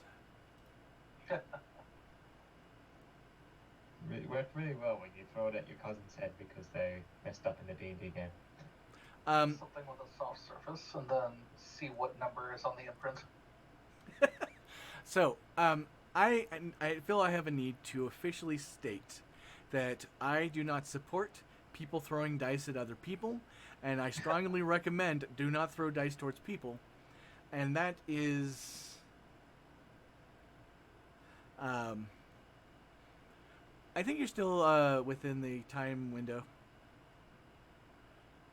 I But do apologize. That was a poorly timed joke. I did actually not throw a dice at my cousin. well, the reason why I mention this is when I first started gaming, I joined a group that there was a major age difference. Now, keep in mind, this is the 80s. Fine. Mallow, you're your own person. You can abuse people and be a bully all you want. But, to this group, I was about 11. I think I just turned 12. And the next youngest person was like 26 in college.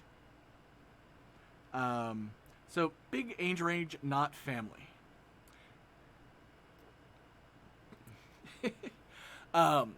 So I would be making all the bad decisions that a new player had made, added to all the wonderful bad decisions young players make, and they would chuck dice at me anytime I did something quote-unquote stupid. Now, because of this bad toxic, because we didn't know what toxic was back then, at least in this regard, but because of it, it really shaped the way I encourage people to play in my games. I want people to make bad mistakes. That's where the fun stories come from. I want people to try new things because, like I said, I've been doing this for 30 plus years, and the decisions I make today are all built upon the backs of bad decisions. Well, let me rephrase that. The bad decisions I make today are built on the bad decisions I made yesterday. I'm certain one of the people who are listening, one of my older friends who gamed with me back when I was a teenager, can share it with you guys, all the bad decisions I made. Unlike the players today who can tell you about all the bad decisions I make today. Like licking things. Anyway. So, what would you guys like to do? Would you like to talk about ways your characters maybe met each other? Oh, this was a thing I touched on shortly and then got squirreled away. Your sires would have at some point had quote-unquote play dates to bring their new embraces together, because a new embrace can do bad things to another new embrace and nobody cares. It's like when that, toddler chews on the other toddler. You're like, oh, look, it's cute. They have no teeth.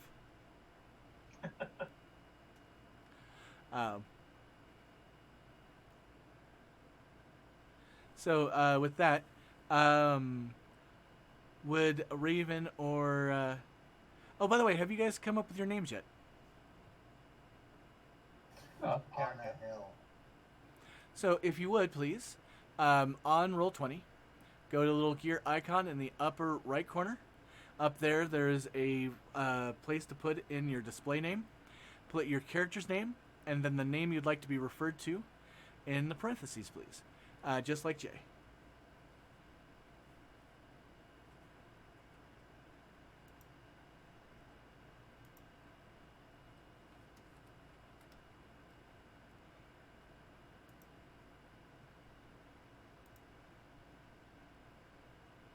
Aw, Mel, that dog is precious.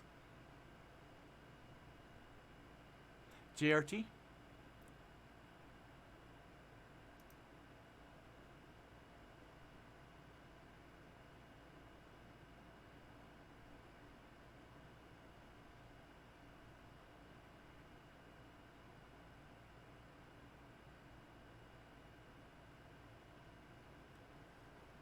I'm talking about a picture that Mel put into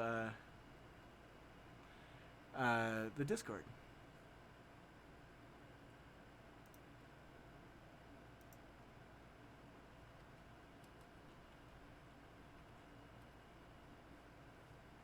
Actually, in the future, I'll remember to take a break at the halfway point.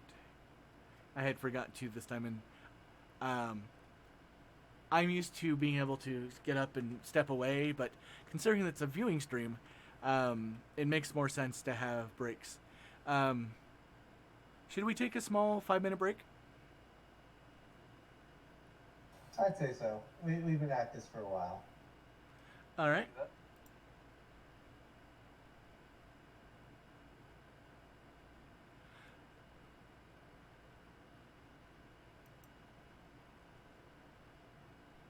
All right.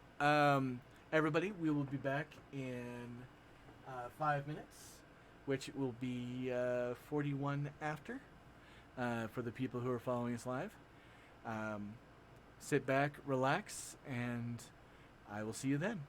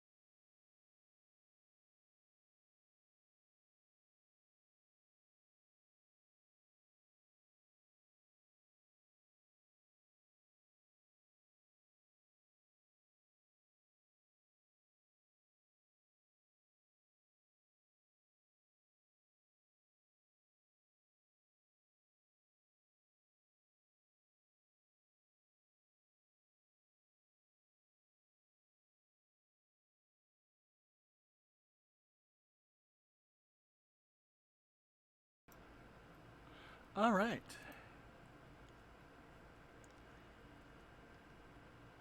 1 minute early. Hello. Hello. Oh, damn. Hello. So in the future, player folk, if I forget to, take a break at the halfway part or whatever, please feel free to make a suggestion. Got you. I'm actually going to commission a piece of artwork now that I know what my character is. Oh, nice. But this image will cover it for now. All right.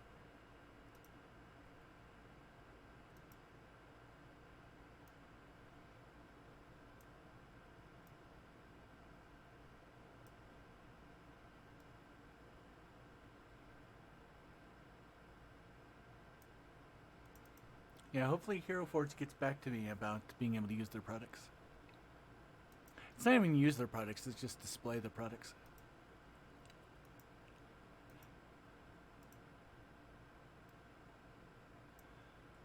I know they have some pretty tough, they don't want their stuff associated with adult content, but considering that even my vampire games are not overly raunchy, and I do, do a lot of fade to black for the more detailed things, I hope it's enough that it's, they're okay with it. But it is what it is. I am more than capable to describe what people look like. Is a person human-shaped? They have a head and a couple of arms. I think in the right spots.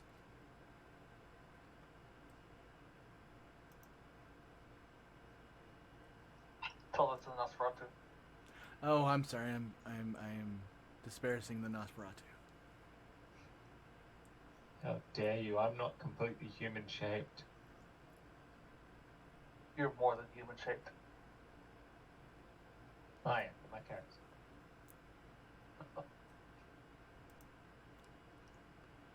Luckily, human-shaped is a wide assortment of shapes. And a wide assortment of flavors, but only if you're bold.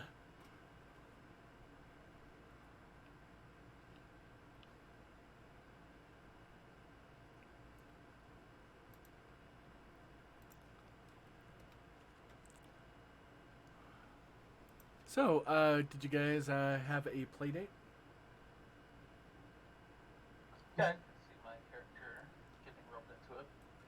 She probably wouldn't be too interested, but she would be inclined to size up the competition.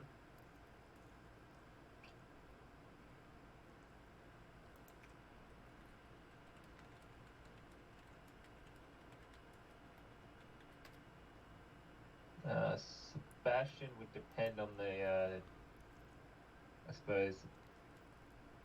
I guess, his mentor and I guess Vanessa. They Go and make friends. So, where did you guys have your play date at?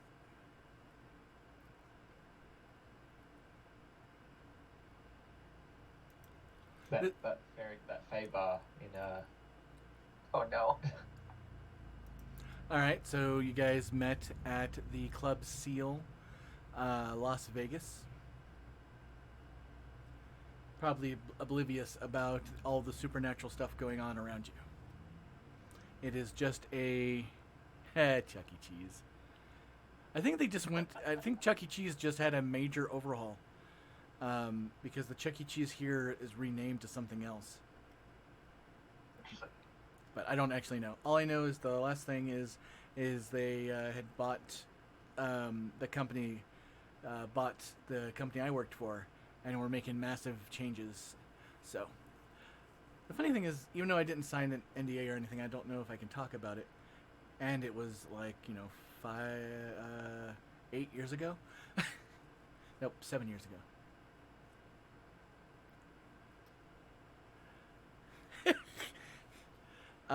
A vampire in a ball pit is the least worrisome thing in a ball pit.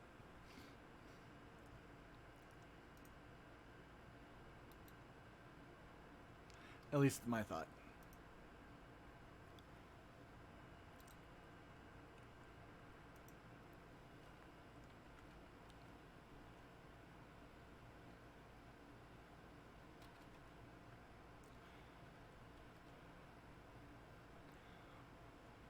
And for those people who are following this for a Roll20 tutorial, when you rename something in Roll20, it is very, very persnickety, and it doesn't allow you to move things around. So if you don't, unless you already have a clear idea how something is spelled, set up beforehand.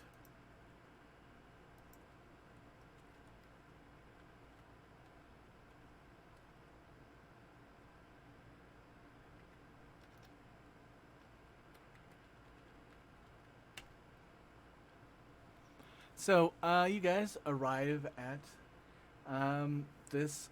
Well, you get into the. You don't need to be sorry, Mel.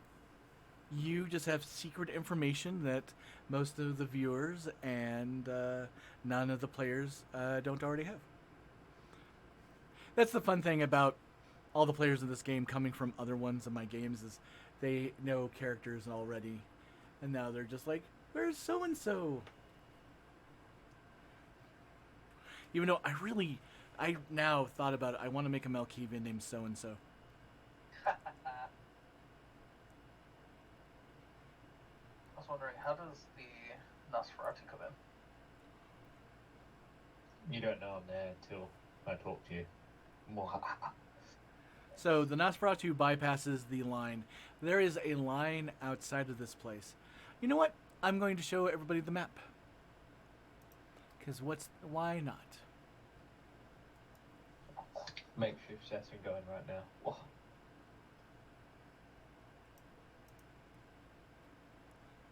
Welcome to Club Seal.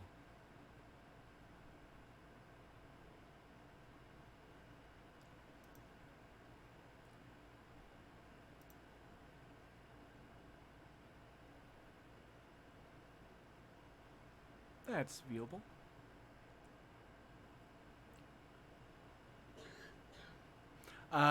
Club Seal has a line that goes down underneath the rainbow color awning into the alley and pretty much down to about here.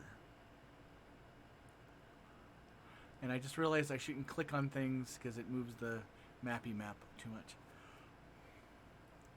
Hey Rock, welcome back. Looks like Rock is in chat, but not in the game, which is totally fine. We got done with character creation, and now just doing a little bit of role-playing so we can make it to the end of the session mark. It's mostly not exactly role-playing, just more of people greeting in dangerous situations. Not that Club Seal Vegas is such a place. So for the person who is not obfuscated, do you wait in the line, or do you join the much shorter line that is pretty much towards the bottom here of the screen? Oh yeah, my character will definitely join that line. Also, I imagine she would ask if her sire, if it would be kosher just to, go into the back door. 1 second. I am spending money on my I'm an adult fund.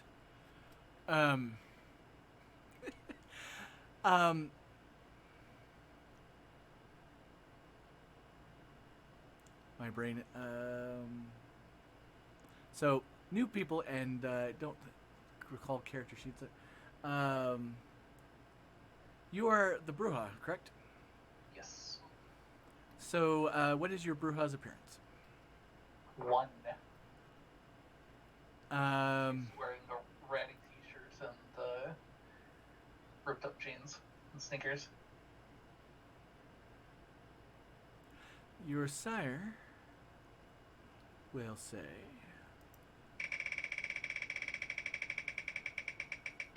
I need to figure out how to make that a little bit less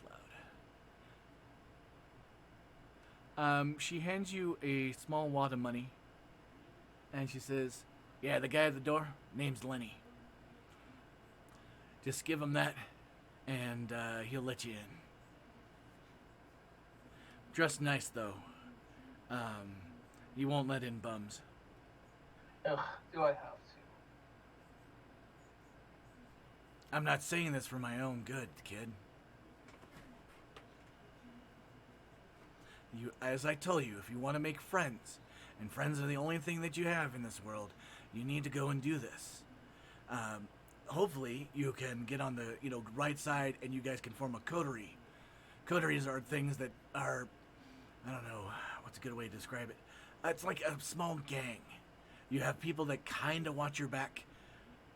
Not that you can fully, trust them or anything like that, but they watch your back, you watch theirs. It's like moving forward in a group. It sounds like a shitty gang. I trust my peeps. But, whatever. Hey, listen here, Junior. Vampires are predators. They are nice, shiny ones, even the hot ones. But they're still going to be fucking predators, and they're going to take advantage of your ass. Hooking up with people on your same level makes it less likely.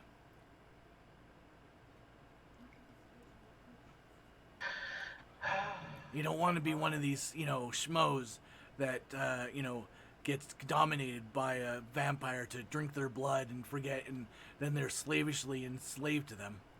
I'd like to see that fucker try. Oh, do me a favor, hun. Will you slap yourself? What is, let's see, I think, does your character have awareness? Yes. Roll me perception and awareness.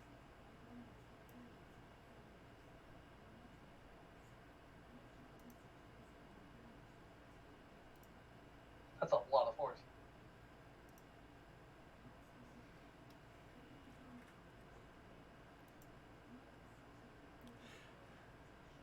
That is. So you got 2 successes. Because your character has a dot in presence, correct? No, she does not. Alright. In that case, it is an inclined discipline for you, though. Yes. Let's see. What is your current willpower? 10.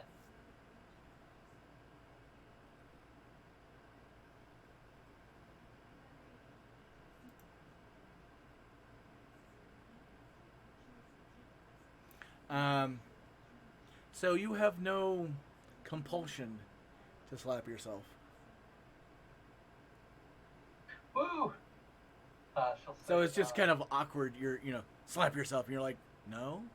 Oh, fuck you too. Kids these days. Go, you're gonna be fucking late. I'm going. With your awareness roll, she's tried to use something on you, but it fizzled. Woo!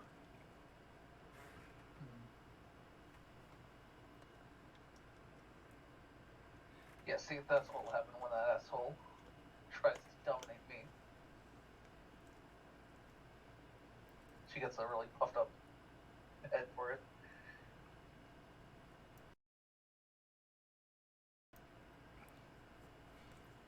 All right.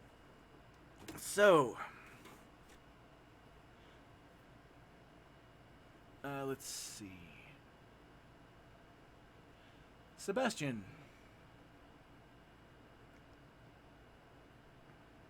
So it's Jay and Sebastian that are meeting?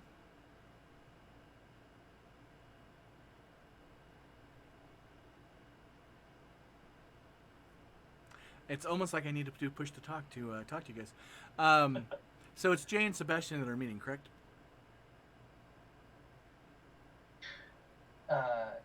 Jay, Sebastian, and Anna? Or just those Yeah. two? Cool. I guess that is a good question. Is Anna also attending?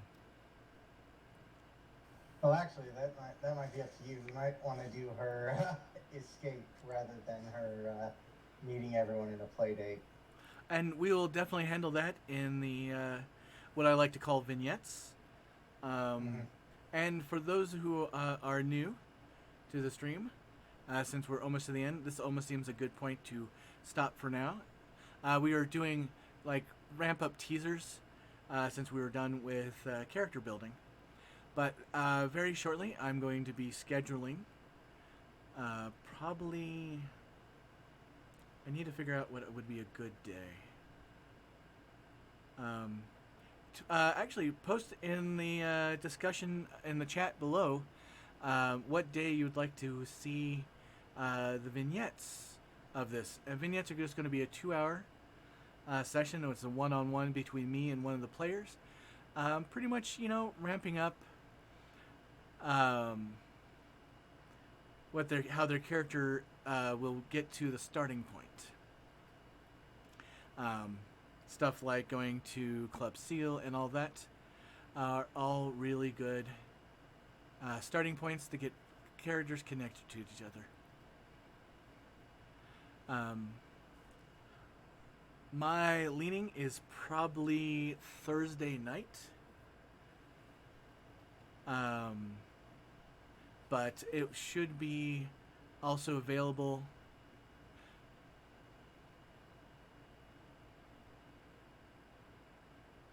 Are we doing these individually? Yes, these will be one-on-one. They are just going to be like vignettes, but unlike my normal vignettes, there's not going. Since you guys, this is a free-to-play game, as it's called. The vignettes will also be free. Gotcha. But mostly I was trying to think of a way to schedule it to for those, but then again, I think they can just go into my Twitch and watch them if they miss the actual date. Yep. The problem is I have I run, this is my 7th session a week, so between that and Sanity, I don't have much free time. True. All right. Is there, while we were wrapping up, because for sake of time we can't continue with the scene, but consider it a teaser. You can all watch the Nosferatu die in the next episode. Gotcha. The creature from the ball pit. I don't know why. I totally think that Club Seal should have a ball pit now. The Nosferatu would sit there and be all happy and nice. What a whimsical thing to have. It's pretty much plastic balls and KY and disinfectant.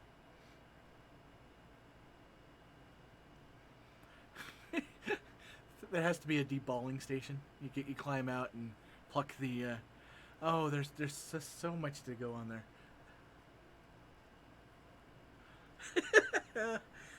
Spoilers. All right. So, if anybody in chat has any questions, quandaries, if any of the players have any questions, quandaries, Club Seal does not have a poker table. It is mostly because everywhere else does. I mean, you can go into a 7-Eleven or a mini mart, and there is slot machines and video poker in Nevada. Everywhere. Laundromats, anywhere. It's just, it's kind of a thing. I love it, but then again, I grew up here, so I have also walked into a grocery store, had $1.25 in my pocket, put it into a video poker machine, and hit a royal flush. So I went into a grocery store and walked out $2,000 richer. Yep. Oh wait, not 2. It's 1,000. It's 400 quarters. Keep in mind, this is like 23 years ago. So, my brain is damaged. Anyway, for those watching, thank you so much for watching my channel. We're going to be doing this every Saturday at noon Pacific Standard Time. There's going to be a warm-up session an hour before. If you want to come in and kibitz and do all of that.